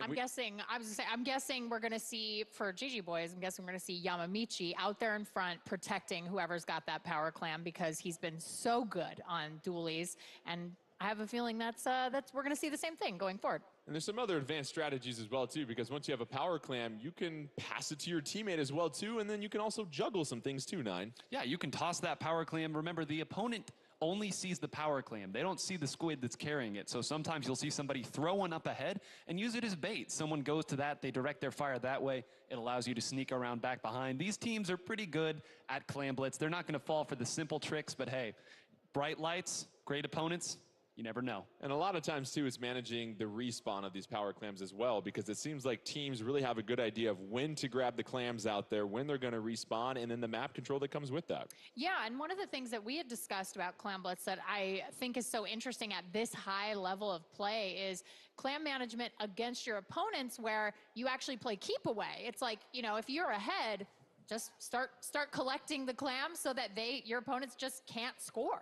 And then obviously there's penalties that happen in this one too, 9, and those penalties can really mean a lot because they can prevent you from really improving your score, and we know how difficult it is to get a power football to the other team's basket. And it's frustrating because let's say that you go from 100 to 20, you score a lot of clams there, and then it goes away. Suddenly you have such a big penalty that you almost have to score another 80 just to get back down to it, where your opponent, now they have a fresh slate to work with. They're going to get what we call the pity clam, which happens when the basket closes, and now suddenly the ball's in your court.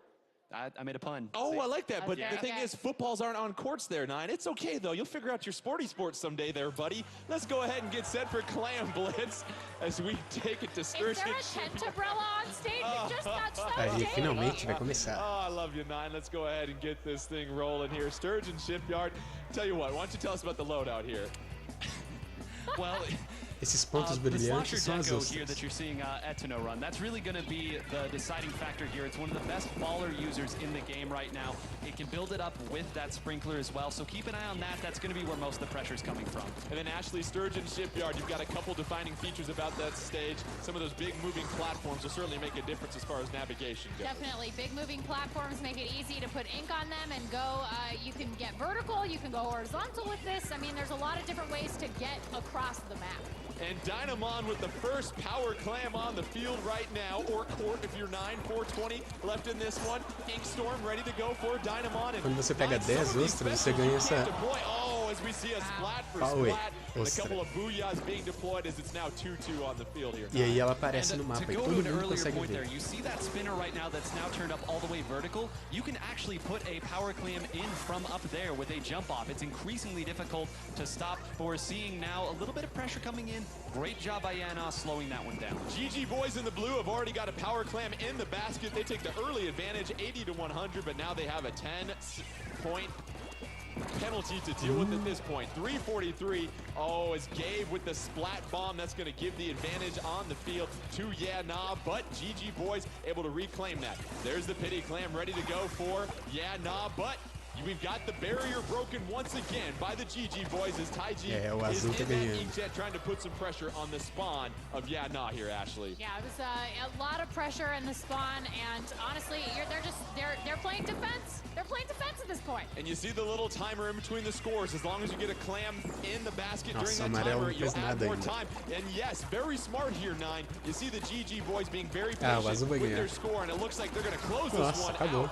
And the GG Muito boys, fácil. So patient. how about the management of the timer on the basket that we saw there, Nine? Yeah, and knowing when it turns around and when it's almost there, you can just open it up right there, saying we're going to take every second we can, because they sent somebody back to collect more clams in the middle. They do spawn on a timer, and they do spawn in small pods of 4. You have to be able to identify where that is. But like you said, great job managing that timer. GG boys get the KO against Yeah Nah from Australia, and they jump out to a 2-0 advantage here in the semifinals.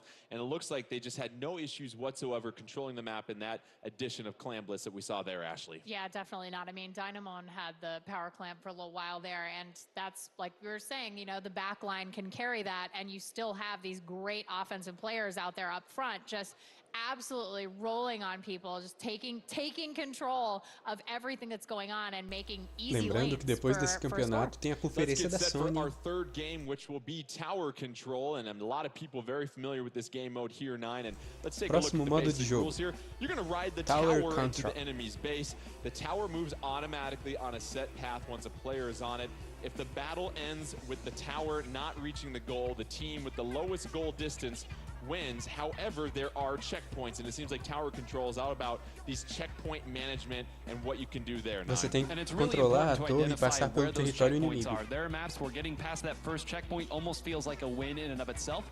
There's others where the first and second checkpoint could not be any easier to get past. And it's very important that you mount your defenses based on that map. Just knowing Enquanto the você mode's not controla a enough. And torre, Ashley, a lot of times o you contador have do to seu time vai decide when you're diminuindo. going to hop on and off that tower, E no because final if da you sit partida, there, o you don't want to contador be a que ficar sitting menor squid, but you ganha. also need to be on there to advance it. I mean, we saw it last year in the finals, right? So we saw Dynamon and his team up there, three squids on the tower in overtime, and it was so heartbreaking. One bomb took them all out. And so yeah, you want to know when to be on the tower, when to get off the tower. You got to know when people are coming so that you can get off, get right back on, and keep riding it to the finish. Nine, I'm sure 2 words come to mind as far as one of the most powerful specials when it comes to tower control, and that is Sting and Ray. Not as powerful as it once was, but when you have a nice, slow-moving Se o tower Japão that you know ganhar everybody's essa, going to be acabou on, pro it's going pessoal to be da there, Nova it's going to be an Zelândia easy shot e for you. We call Austrália. it the GG Ray for a reason. Tower control on Snapper Canal. Let's pick this one up.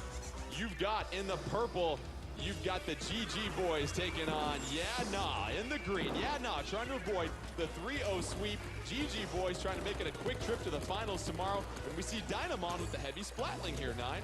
Yep, switching back to it, and of course it does have that stingray like we talked about, but this map especially is one that lends itself to your backliner riding the tower and being a big threat the entire time. It's just a very scary map to play on. GG Boys already grabbed the tower, and they're moving in on the first checkpoint, and they're making some serious ground early into this one. 4-4 on the map, make that 4-3 as Yadna is able to eliminate one of the GG Boys, but the tower continues to move, and here we are, Ashley, almost to the second checkpoint. But what we were talking about, you see Yadna able to push GG Boys off that tower. Oh, and a trade right there. That was very, you know what? I think that Australia, Yadna will take that trade because you don't want Yamamichi on the map. Gabe doing some fine work right here, getting a couple of splats in a row and deploying the Ink Storm. Gabe trying to avoid those curling bombs. Gabe dodge rolling a Como a couple of Austrália times, tirou o pessoal lá de cima da torre, a torre volta para o centro do campo. River and Yamamichi. They're just swapping. Mas eles pegaram de novo. Esse aí é o time japonês. O roxo. And that second checkpoint really is the most important one. You saw how quickly that first checkpoint went, but you also saw that even though they had so much going for them, as Latias making her presence felt, it really is getting past that second checkpoint that often determines the winner. Latias, sweeter than Nutella with that charger right there, taking out a couple opponents at that point. 3:15 left in this one, and we've talked about how important it is to have that long distance da Austrália não consegue dominar a torre. Absolutely, and if there's anybody who knows about long distance control, it's Latias. She is doing a great job trying to keep that tower from getting any closer to their base. Latias trying to avoid the incoming threat. Etna with those dualies, very mobile as we have the GG Boys on the tower once again. 2:50 left in this one, 4-3 on the field advantage. Yadna, Inkjet right now by FLC and the Stingray. So a couple of specials being deployed by Yadna, and they're able to stop the tower in its tracks, 9. Agora o verde recuperou. Eles têm que voltar até o centro do campo. E aí a torre vai ir pro outro lado.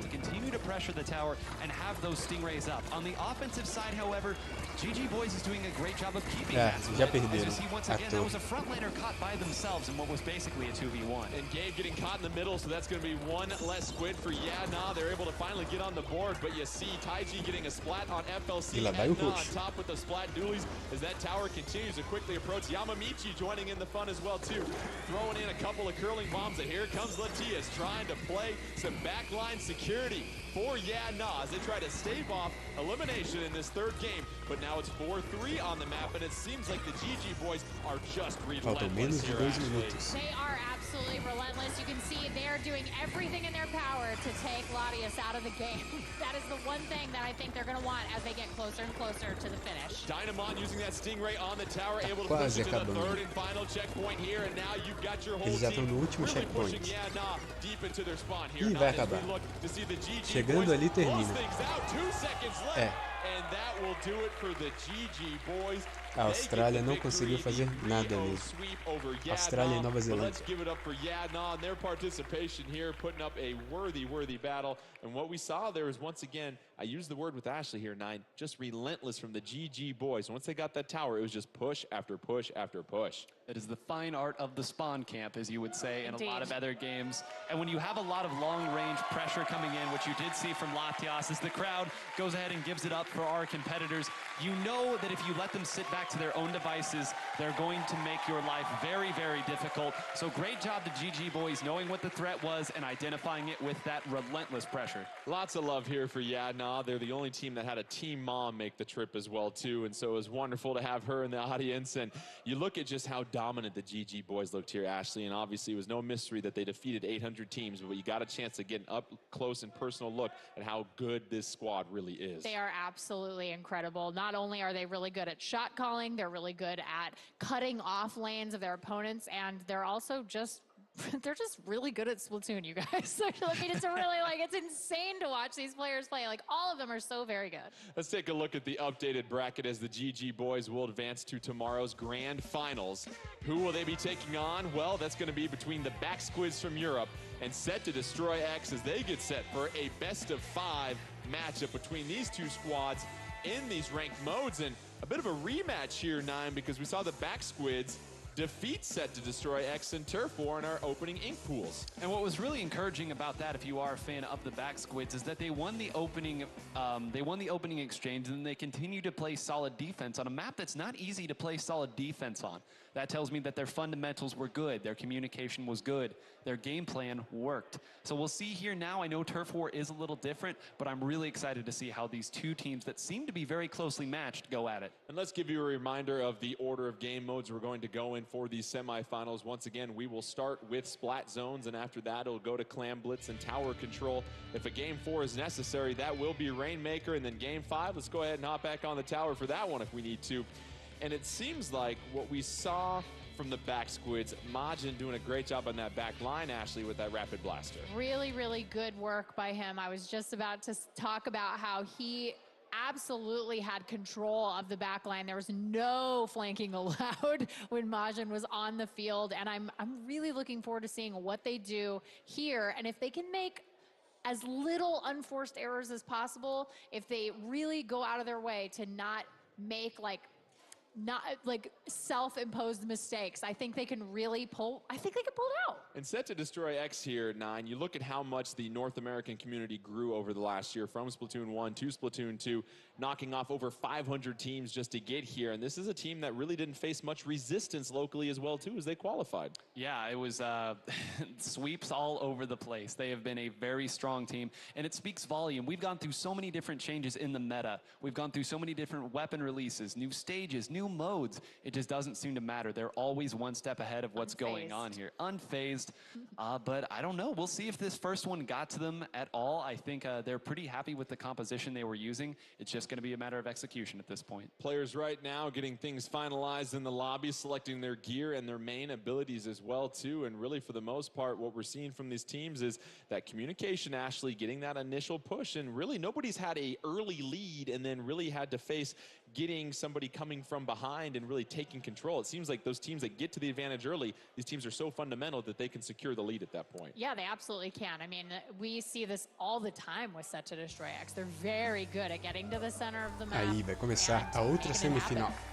Let's go ahead and get started with Splat Zones in Mako Mart, and you see Team USA Set to Destroy X in that magenta ink, and then in the turquoise ink, you've got the back squids from Europe. And 9, any observations from the initial loadout here for Splat Zone? Well, you can hop right on over to that charger of Vamos ver Echo. quem Echo começa being one of the best controlando esse chargers in the terreno. game right now. It's not a common pick, and anytime you have that on your team, you are relying on them to make some big O shots Rosa já because they começou. cannot paint as well as some other weapons. Set to Destroy X hopping in the express lane as they take early control of the Splat Zone here.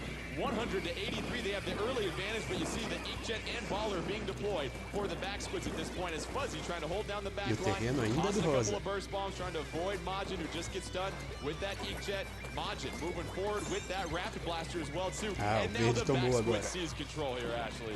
Yeah, that's great for them. I think that Watson did a lot of really good work there on the left, the slosher, before he got splatted, and now we see Majin just waiting, lying in wait for someone to come by. O verde Here you see empatando o the jogo. great view of the push from the back squids. They're now deep into Set to Destroy X territory, trying to make a push here. Inkjet being deployed, but no, that verde Inkjet virou. gonna get struck in mid-air and Set to Destroy X. It's 3-3 on the map. However, they lose the lead now. It's 50 to 65 advantage back squids. Stingray ready to Tá go for dominando. Echo with the O one Rosa shot conseguiu. splat. You heard it right there.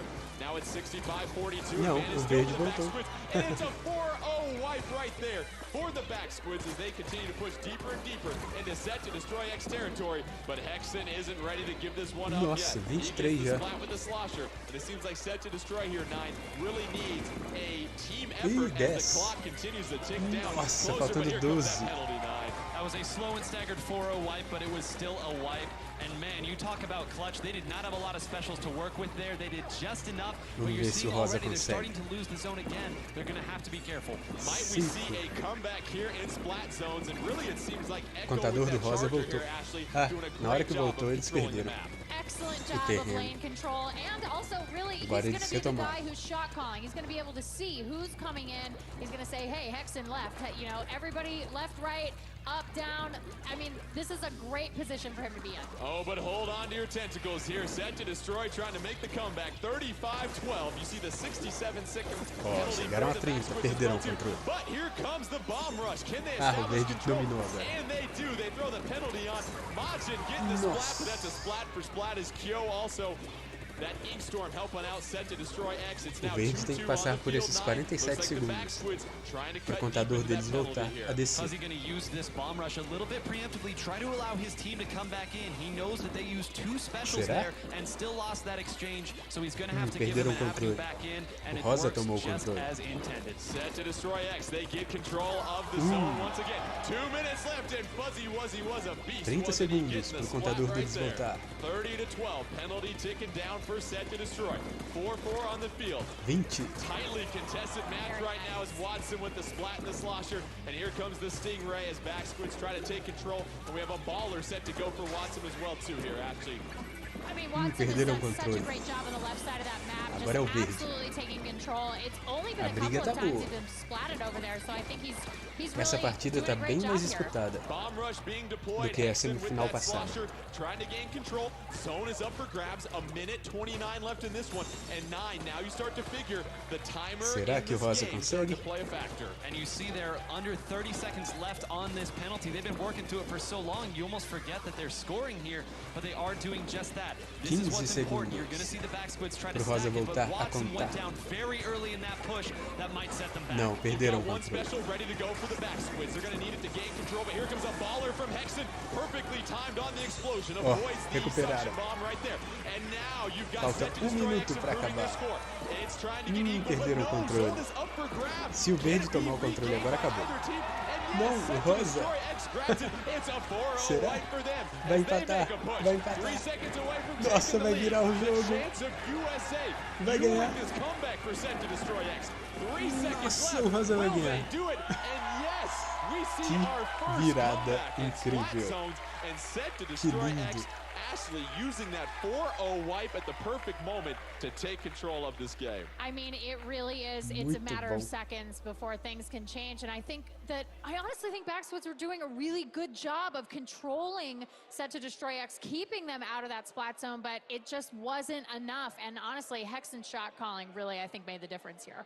It was great for them to, whenever you have an opponent pushing at you with 3 specials, almost every time we saw that zone flip all the way back. It was a back and forth endeavor.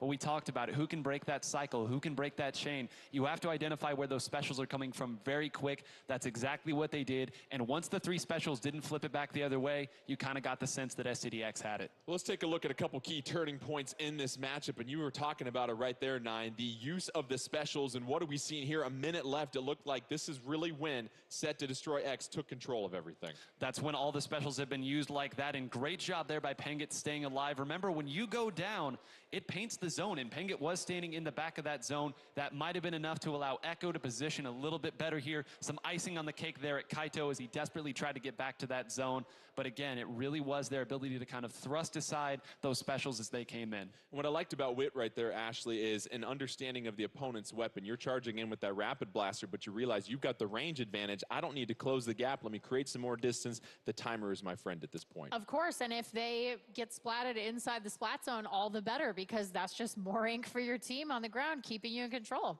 And we saw Echo using that Charger 9, and as we look back at some of his play, it looked very impressive as far as their ability, the back squids, to control the map early on. Take us through what we're seeing with Echo.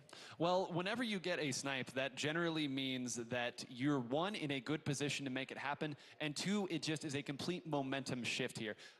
Again, that inkjet going down very quickly, quite important because that was a special that was used in an aggressive position. You see that snipe right there, Hexen, the frontliner. We talk how important it is for frontliners to be able to push back deep, but that really pushed that one aside, allowed that splat on Kyo to be opened up, but it all started with that snipe. And an absolutely thrilling matchup as we saw lead changes left and right. I think it's just an appetizer of what's to be expected between these two squads. Now we go ahead and change gears to Clamblitz for both of these teams. We got to see a little early addition as the GG boys took on Yeah Nah.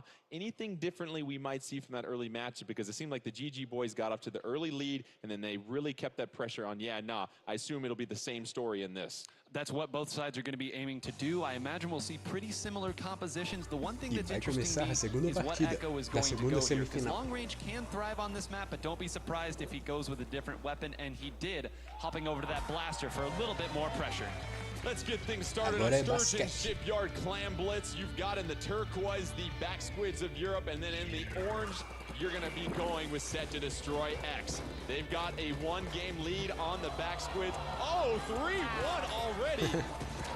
Hexen trying to put in some work at the slosher, and that's a splat for a splat, but now it's 2-0 on the field. Set to Destroy X, and those clams are up for grabs as Set to Destroy, trying to take an early advantage here. And now it's all about managing map control in this little courtyard. It seems like, Ashley, the teams that have success there are really going to dominate this mode. Yeah, and you're going to be able to use those rotating pieces of the map to really do that. You can use it as cover. You can use it as a way to get in.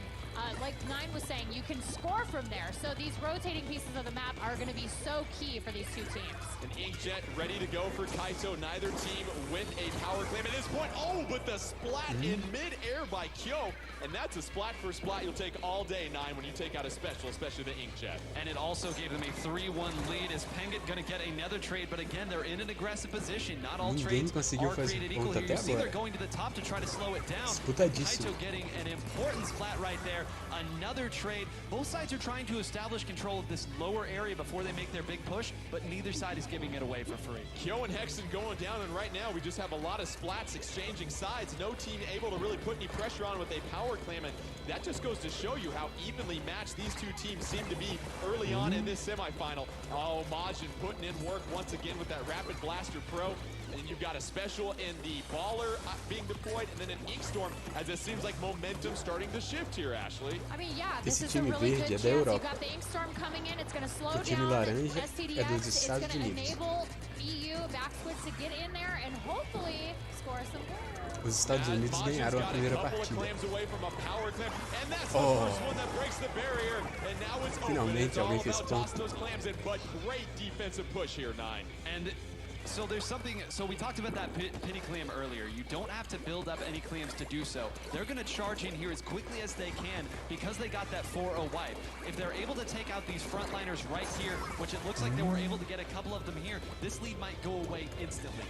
Watson, you see, exchanging the spot right there. Here comes Wit with the football, trying to find an open basket, but Wit unable to avoid the ink and gets caught.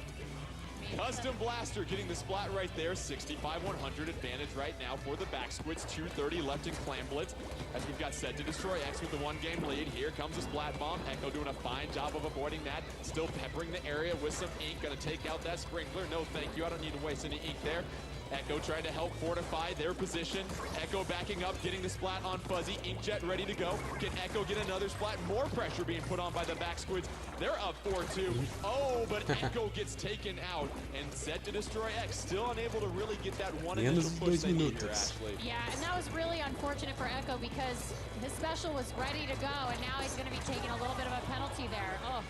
Rapid Blaster on Rapid Blaster crime right there as both go down with the splat. Hexen and Majin. Será que os Estados Unidos ganham essa? And we have a power clam ready Eles to go viraram bonito no final da primeira partida. This is going to be a critical exchange, but the 3-on-1 is enough for the back squids to get the advantage there. Será que vai acontecer outra vez? We talk about that timer here, Nine. Here comes the baller. This is what we see all the time, although it looks like they were able to snuff out the carrier there. What happens is, oftentimes, if you defend that, you can't always break the baller, but you can at least take down the carrier, and Watson making a presence felt right now. Watson putting a couple of splats in his bucket. It's all Watson. You better remember the name. And here comes the baller in their base. Can he do enough damage? No, the baller gets eliminated. And the defensive pressure once again, but the barrier is broken by the back squids, and they're continuing to build their lead against Set to Destroy X. As we have a minute left, it's 50-100 back squids, and Watson really paving a way to help give the advantage to the back que eu não sei se é aqui ou se é lá. There's still a lot happening over here. Unfortunately, Echo didn't quite make it through that inkjet, but it looks like hopefully STDX is looking to make a really big push here in the last 40 seconds. 40 seconds left, as you said, 100 to 50. And if you are set to destroy X, you've got a power clamp in possession. However, you're down 4-2. 4-2 on the field right now, 9. 4-2, and those were their two frontliners as well. Kyo has not been as effective with that custom blaster as we would like to see running in, and it speaks volumes of the way that Majin is playing as that rotating back line. He has the longest range on the team, and he's using that to shut down those lanes on the left and right side.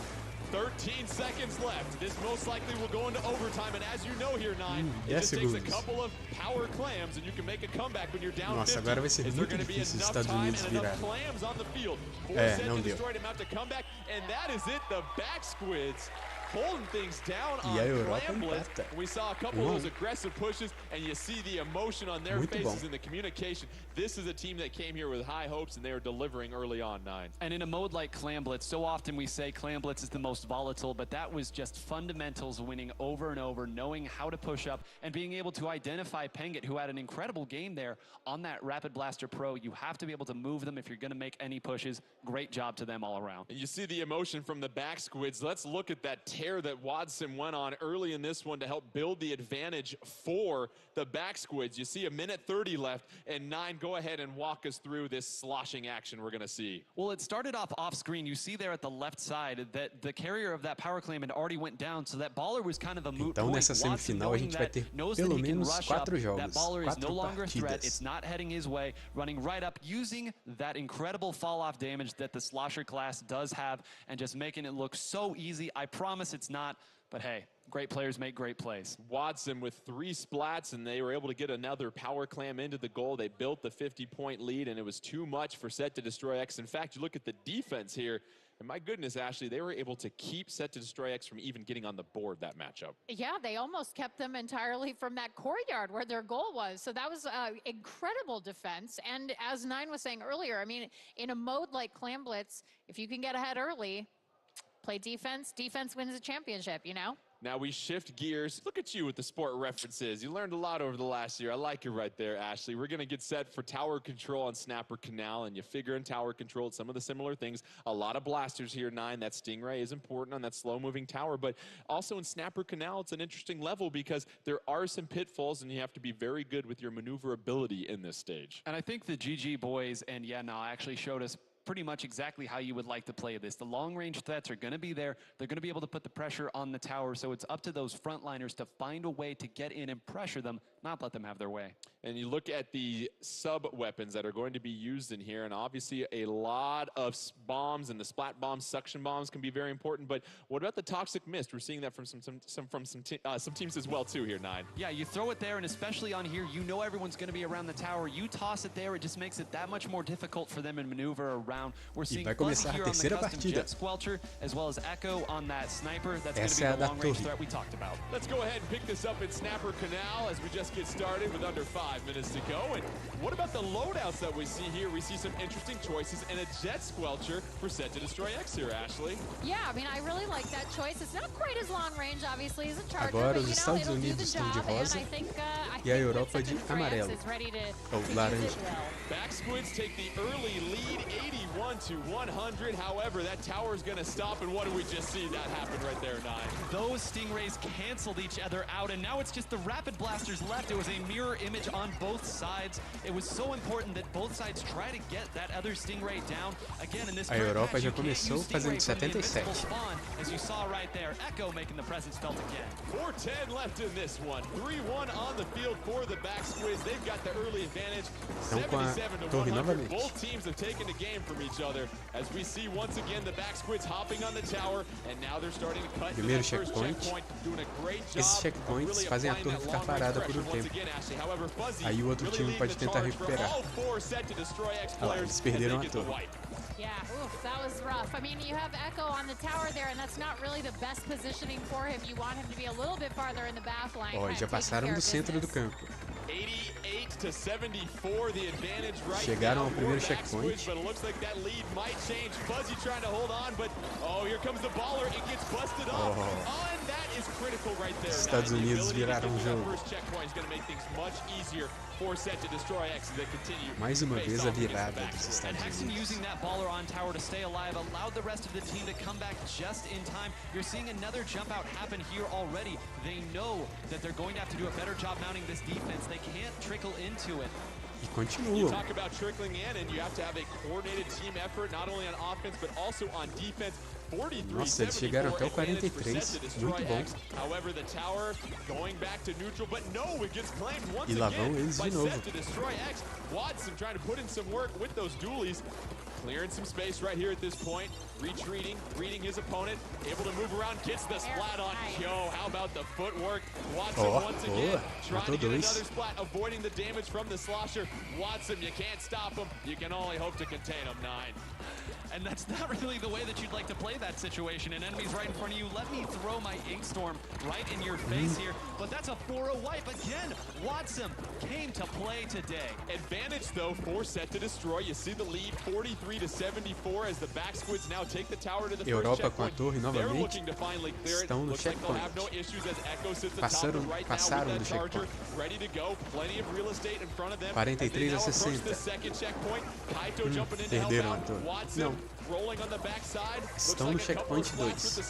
Agora sim perderam a torre. 3-2 advantage, back squids. However, 43 a Wins 56. with a couple of on-target shots there, 9. That might have saved the game for them right there. That was 2 frontliners right in their face. If Falta things had menos gone de down in 2 that minutos. situation, they would have been able to walk up to that checkpoint and maybe even all the way through it. If they win the game, that may be the play that does it. 56-43 advantage on the field for Set to Destroy with that lead, 3-3. Ashley, we got a minute 30 left, though, and once again, we see Watson on the tower. Not much time Nossa. left for the back squids if they're Quem trying to make pega a a push. torre Yeah, morre. they're gonna have to really work hard here to take out. They're gonna Penkett's gotta go, and you gotta take out those frontliners. Otherwise, this is gonna be a really tough. Turnaround for them. Witt playing the back line right now for Set to Destroy X. You think about maybe shifting to a defensive focus here. Echo trying to get some splats with that charger. Stingray ready to go. You've got Witt in the back line for Set to Destroy. 4-4 on the field. Neither team really trying to go get the tower at this point, 9. No, they're not Estados able to get Unidos anywhere ainda na close to frente. it. Kyo doing all of this crazy stuff there. I think we were trying to get some Sports Center highlight level play Estados there. Unidos Not com a gonna torre go mais for uma it there. vez. Majin going down there to Kyo is what really set this entire thing up. If Majin was able to get that same splat that we Será saw que agora Kenny vai? get earlier, they might not even be on the tower right now. Hexen with a couple of splats, and that slosher has the baller ready to go. They're at the Checkpoint. second checkpoint trying to add to their lead.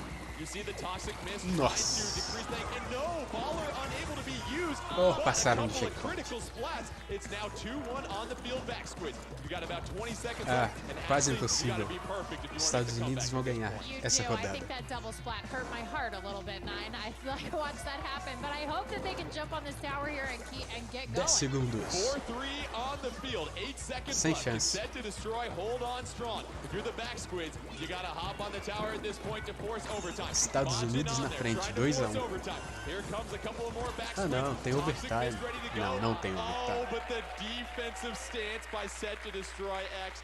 They're able to respond and take back another game. They now have the 2-1 advantage here, 9. Just enough defense there, held it on, knowing that at the very end, you just need to put a tiny piece of your body on that tower, 2 a 1 and the pros game Estados registers it Unidos. as going the other way. But man, that was a lot closer than the final score indicated. It really was, and that's what we're seeing from both of these teams here, Ashley, is the fact that it's that initial push, but you aren't having much luck securing the game at that point. These other teams are making great comebacks, and what we saw from Set to Destroy X, just enough pressure late in the game to keep the back squids from mounting a comeback. Absolutely, and I think there was some really good special management in about the last minute or so of the game. They really took their time, made wise decisions on when to utilize those specials, and of course, if you happen to have I don't know, if you happen to have your special right at the end there and you can shoot it right at the tower, all the better. And I'm glad that you mentioned that, because there kind of becomes a game of cat and mouse in that situation. You look up, you see that your opponent has the Stingray, and you having your Stingray says, okay, I can't fire this first, because if they shoot that Stingray at the tower, it's going to take me down. I have to be there ready to counter. And Witt obviously putting in some major work for Set to Destroy X. And what did we see right there, Nine, as far as one of those critical points in this match? We saw two frontliners in the perfect position to steal that tower back and make a big push. And we saw a mid to back line player making a better play against all odds. Well, let's get set for Game 4 in this semifinal matchup. It'll be our first look at Rainmaker in this Splatoon 2 World Championship. And let's break down what this is going to be all about. For those of you not familiar with it, you carry a mystical missile launcher called the Rainmaker to a pedestal in the enemy base. The Rainmaker is initially located in the center of the stage and is protected by a lançador barrier. de mísseis If the battle ends até without a pedestal KO, na the base team do with the lowest inimigo. goal distance will win. And Ashley, you talk about a game No that takes a início da lot of partida, communication. You look at o Rainmaker and everything Rainmaker that can happen with it. fica protegido por uma have to be barreira. talking to your opponents, Assim. especially the designated Rainmaker Aí carrier. tem que explodir It needs a to know barreira. exactly where everybody else is and how they can help propel their team to victory. And Nine, map knowledge is always very important no matter E what levar game até a mode. It base seems like do in inimigo. Rainmaker, every map is going to have an obvious route for the Rainmaker, but there's also that one little detour you can make where you can really take out a large chunk of your score. And shot calling so important here. When you pick up that Rainmaker, you have to know then and there, we're going this way, we're going left, we're going right up the middle, we're taking this path, that path, because if you hesitate, the opponent gains special meter when you are holding the Rainmaker. You know if you take too long, they're going to throw as many specials as they can, and everyone on the map can see that Rainmaker. Players in the lobby making their final adjustments as we get set for Todo Rainmaker. mundo pode ver o Rainmaker no X mapa. taking on the back squids. What's at stake? Well, Set to Destroy X is victorious. They will face off against the GG boys in our grand finals tomorrow. Back squids trying to force a Game 5 and extend this semifinal matchup. E vai começar. Se os Estados Unidos ganharem essa partida, eles ganham essa semifinal. Really get an advantage with that Rainmaker, you're going to have to go over a lot of area that you can't ink. Well, I hear the people in the crowd cheering. One of the most O Rainmaker começa lá no meio do campo. The score went from 11 to 7 to 5. It's a very difficult path that you have to take right through the middle, but when all those specials are concentrating in the same area, you never know what's going to happen. You've got Set to Destroy X in the green, taking on the back squids in the blue or purple. How you see it. And Fuzzy going down, but then Kaito getting splatted as well too as Echo rolling with Agora o azul é a Europa e o verde os Estados You Unidos. want to be careful when you get your hand in the cookie jar. Yeah, absolutely. I mean, you can see Echo being a little bit more conservative because obviously you don't want to be a heavy splatling down, especially on this map. 4:15 left in this one, and it's 3-1 on the field. Back squids, you figure this is the time to grab that Rainmaker and make a little push. And they've got it in their possession. You've got O azul já pegou o baller being Rainmaker. deployed as well too. And that's that communication we've talked about here, Nine. And you see back squids really trying to have a coordinated effort as Majin hanging out in the back with a little bit of protection and that Rainmaker. Gonna opt to use that Stingray now, and there's the counter Stingray. We talked about the cat and mouse game that gets played Perderam. there. Kyo had just enough time to respawn. Não perderam a He went partida, down perderam o there, but this is Rainmaker. a much better look, though they are 3 down. But again, 3 down on the other side as well. This one might be a stalemate here at 62. You've got some back squids super jumping to Kaito's position. They're able to burst the shield on the Rainmaker, but there comes that toxic mist and a curling bomb followed by an auto bomb and a nice splat done right there as you see that 52 gal Deco taken out. But Echo once again trying to build the lead. Got the Rainmaker. Será? Has a route, but no, finally getting splatted. But you look at the score advantage and the back squids with a huge advantage early on here, Ashley, 29-0. Oh, Yeah, I mean, os Estados this is Unidos this is a tomaram o point where Rainmaker. they could very easily say, okay, let's just play hard defense and keep STDX away from us at all costs. Wit trying to go up that back ramp, however, met with a splat bomb. Será It que eles seems like the chegam? back squids are sniffing out what he's trying to do. Wit trying to get a splat, waiting for more help from his teammates. You see Kyo trying to come on over, a splat for splat between Kaito and Fuzzy. And now we've got 3-3. Oh, the Stingray taking things out, playing that defensive position as we talked about, Nine.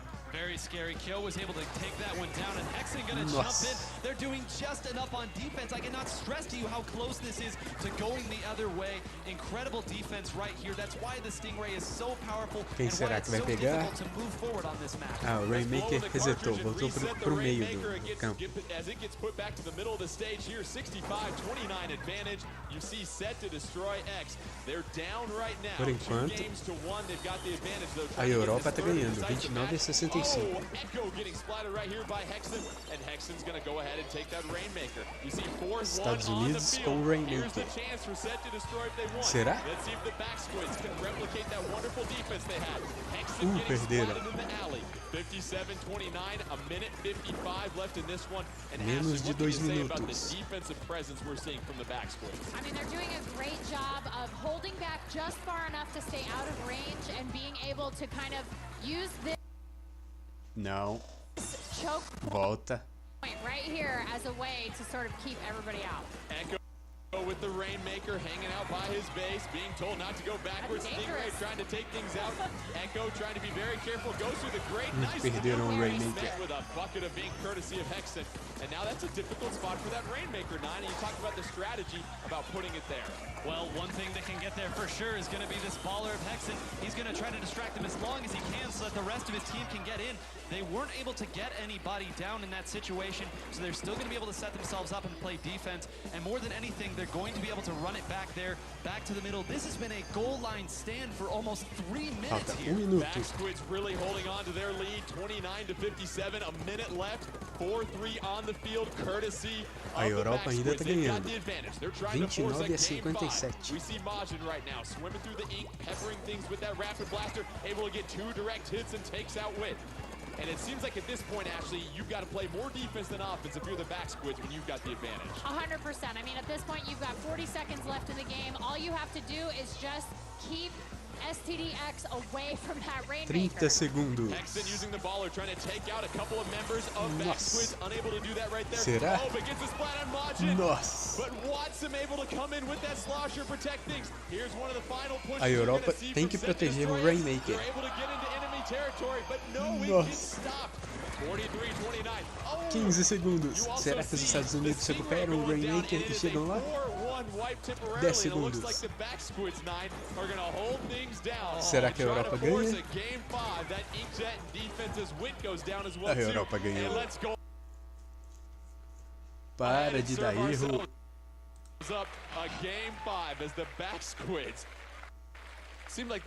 Não sei por que tá dando esse erro. And that's exactly what it was, and I can't tell you how many of those plays had to go exactly the way that they did, but you saw there at the very end, right when they needed that final bit of a defensive stop there, the Stingray was ready. The empatou o jogo de novo, 2-2. Doing just enough there. One that we didn't catch on camera, Majin, who had 22 splats in that game. It was another almost identical situation to what we saw from Pengit. 2 people rushed. He was able to get one of them down and force the trade on the other side. But there were so many instances of that in that match. That was so close. Ashley, we have a game 5 in the semifinals. Winner take all to Pela the primeira grand vez, finals vai ter tomorrow. a quinta What do you think is partida going through the mind da of these melhor de players 5. as you already face a very pivotal matchup in these semifinals? I mean, you know, I feel like they have been in this situation so much that this is just another game. You know, it's like you get in there and they've played these modes so often. They are cool as a cucumber. They are ready to go in there, and I don't think they're going to really change anything. I think we're going to see the same loadouts, you know? Well, our 5th game will be tower control. As you see the map we took here to get to this game 5. They've played over every game mode, but this will be the one that we repeat here.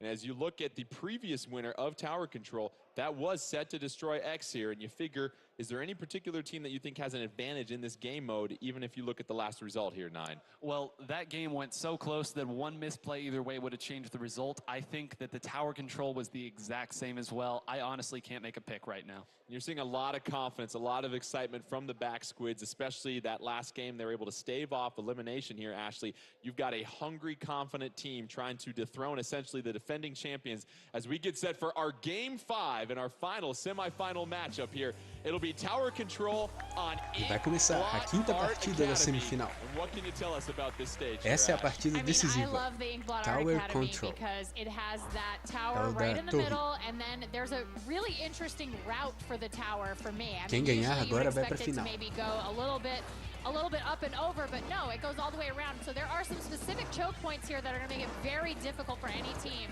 to finish tower control. And 9, we see Echo bringing out that charger in this matchup. 3-2 on the map, and it's going to be the back squids in purple taking the A Europa já conseguiu a torre. And you see already Echo has that Stingray Nesse a built up, Europa é and o the Stingray roxo. goes and aims at the tower. Os He's going to Estados be able to do Unidos something verde. about it with a Stingray of his own. The pressure is coming in. Great job to both Hexen and Kyo, kind of pincering that one and shutting it down. That first checkpoint always goes quick. That second checkpoint is the one we're going to be looking for. Wit getting a couple of splats right here. Keep an eye on him as we have, Wit once again serving up splats left and right. 100 to 70 early advantage for Set to destroy X as they face the deficit, but they're back on the tower now. Back Squid's going to have to play a little bit more of that famed defense that we've seen so far in these semifinals. Escapou. 3-2 on the map. You overlook things, but now it's 4-1-9, and here's where Set to destroy X can try to seize the lead. And look at how far Kyo Estados has been Unidos pushed com up a there torre. on that. You also Chegaram ao see primeiro all the way checkpoint. pushed up. Fuzzy's back here on the tower, but all the pressure is back Passaram do there. The backliners are checkpoint. not going to be able to make their presence felt. They're starting to trickle in. This one might go all the way. Wit paving the way for Fuzzy. Já viraram o jogo. As they get to the second checkpoint, a Stingray being Segundo deployed. checkpoint. 2-2 as we see a couple of members of Set to destroy X go down, but his buddies are Passaram going do to join him on the checkpoint. tower. Fuzzy hopping off the tower. 41 a 70 para os Estados Unidos. That's going to go ahead and clear things out, and it looks like you got a defensive stance by the back squids. However, Ashley, Set to destroy X. The damage is done. They took the lead. Indeed. I mean, and now it's going to take them even longer to just get to the middle of the map, which means they're just going to have to face off right in the center before they can make any progress. Here come the back squids, though. They've got 2 specials charged up, and all 4 of their players on the map set to destroy. They got to get a couple of specials ready to go if they want to play some defense. Tower getting reset. Não sei porque tá travando tanto assim. Não tem porquê. Stingray ready for Echo. Is Echo going to sit on the tower and use it? We've got a couple of members for Set to destroy X with the higher ground. Echo hopping off the tower as they get set to approach the second checkpoint. It's now 4-2 and 9. This is a chance where the back squids can put that offensive pressure on. This is very scary. 3 people down. They're going to get through this checkpoint pretty easily. Nossa, ele desviou. Que bonito. Passaram do checkpoint e viraram o jogo de novo. A Europa tá ganhando. 30 a 41. Majin with the splat. It's 4-3 on the field. Third Checkpoint 3. Explodiu. But they get defended upon. Set to destroy X. Trying to push Estados that tower Unidos back. conseguiram defender. 2:13 left in this one. Autobomb 18 trying to a chase 41. out. Splat here by Kyo. 4-3 on the field. Kyo trying to pave some way. Trying Estados to take out that Unidos com a charger. torre. Echo's trying to do some map control. Kyo with a couple of inkjet being deployed. Gets the splat. And now you've got the tower moving. 4-3 advantage for Set to destroy here. Kyo is an absolute machine. He took 3 people out. Then he went into the back line and started taking people out with that Estados inkjet. Unidos já chegando lá. In about 30 seconds, which Quase no is a huge checkpoint. deal. And there he goes. He's down for the game. It's 3-2 on the map. Set to destroy X on the tower. They're trying to get to that third and final checkpoint. They've got to get to Vai chegar a checkpoint. Não tem ninguém da Europa para defender. Chegar. Será? Se os Estados Unidos passarem, eles ganham. Nossa. A Europa defendeu. A Europa tá ganhando por 2. I'm running out of words right now. I'm running out of breath. I can't even pronounce my R's correctly right now. This is so intense here. They're Mas going to lá have to vão os get Estados back Unidos de novo. Ah, não, para com isso. But if you're the back squids, you have to be patting yourself on the back. Everything was against you there, and you executed properly. Back squids, they've got 3-3 on the field, but they do have a Stingray ready to go for Echo, trying to sit back there and control the map. We're at 49 seconds left. 20-18, advantage for the back squids. They were down 2-1, but can they score the upset?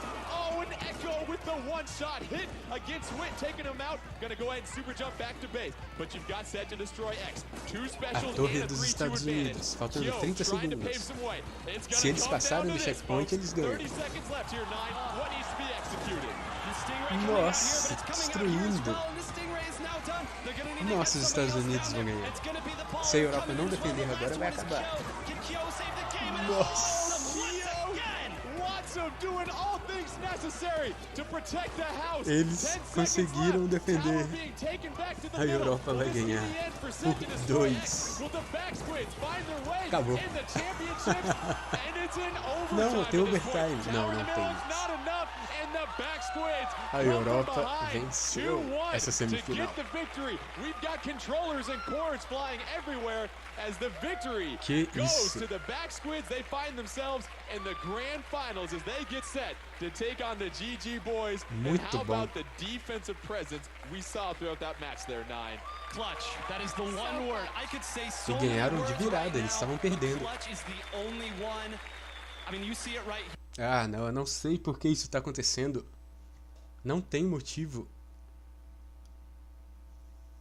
Motion coming out from the back squids there, knowing how very close that was, how many times they had to execute perfectly, and they did just enough to get those wins. They weren't pretty, but they still go in the win column. And Ashley, we try to catch our breath here from everything we just saw. How about that moment when you thought Set to Destroy X was going to overcome and take the lead, but you get the perfect defensive stance? And what else can you say about Watson and what he was able to do? Watson on that slosher was an absolute beast. I mean, that was just great play by him. And again, with them having so much experience at this level, it enabled them to not panic. When they were just 2 beats away from getting the lead, they kept their calm, they did their job, and that let them win. And you see the joy and the emotion. How about a round of applause for Set to Destroy X? Some very exciting games that we had here. But 9, let's take a look at a couple of replays that really decided this match. And you talk about back and forth and 2 teams that were really playing on an equal level throughout this entire semifinal. What are we seeing here as we almost saw the lead change? Well, exactly that. We almost saw the lead change here once again. Set to Destroy X did everything right. Hexen pushed up with that baller, but you saw there the Inkjet come in, did just enough to push the baller back that gave them enough room to push up there as they wanted to. Watson came in and cleaned up right there at the end. Kyo almost single-handedly brought that game back for them, put them in that great spot. But again, great players make great plays. And when it's a game that's like that, you just can't identify one play.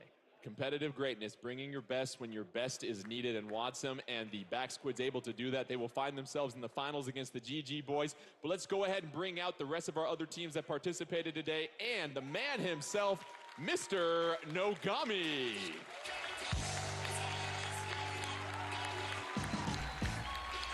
E o doidão voltou mais uma vez.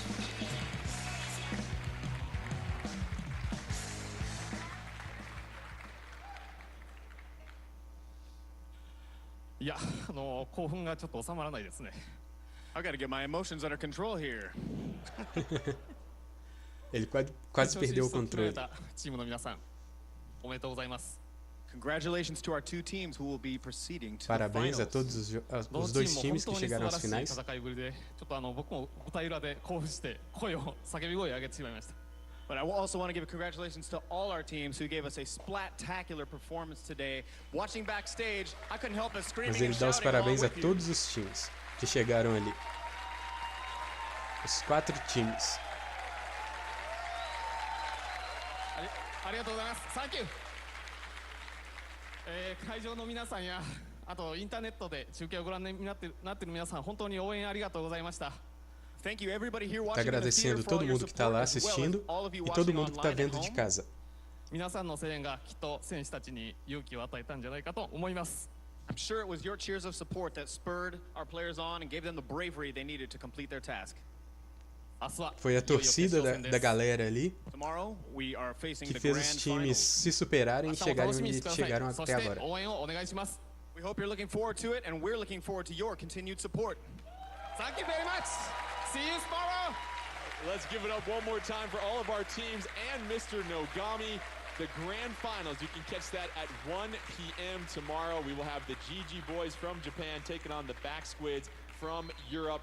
For myself, Ashley, and 9, thank you so much again for joining us. Don't forget all the action tomorrow. Until then, stay tuned in to Nintendo Direct and Treehouse Live for more Depois do evento de amanhã da Nintendo, vai ter a final. Japão contra Europa. Vai ser logo depois da Treehouse. Muito bom esse campeonato. Essa segunda semifinal foi muito disputada.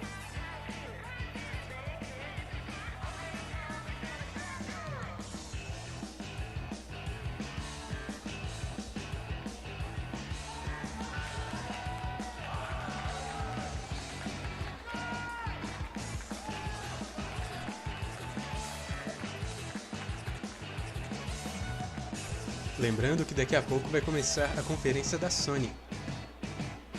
É a última conferência de hoje. A última antes da grande conferência, que não é conferência, Nintendo Direct. Amanhã, 13h.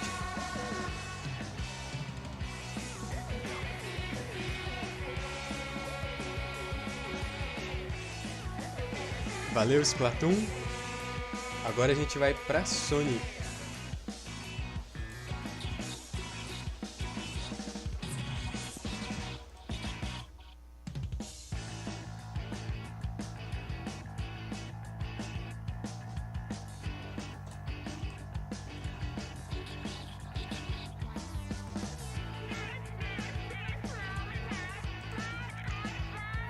Deixa eu ver se a Sony já colocou alguma coisa no ar.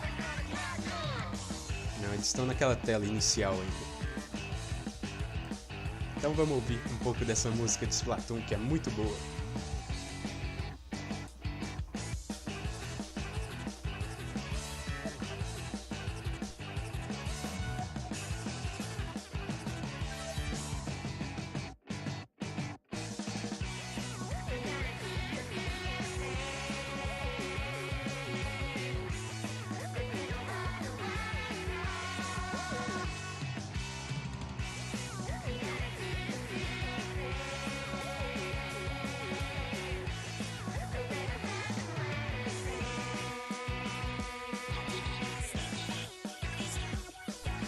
Eu quero agradecer a todo mundo que assistiu até aqui.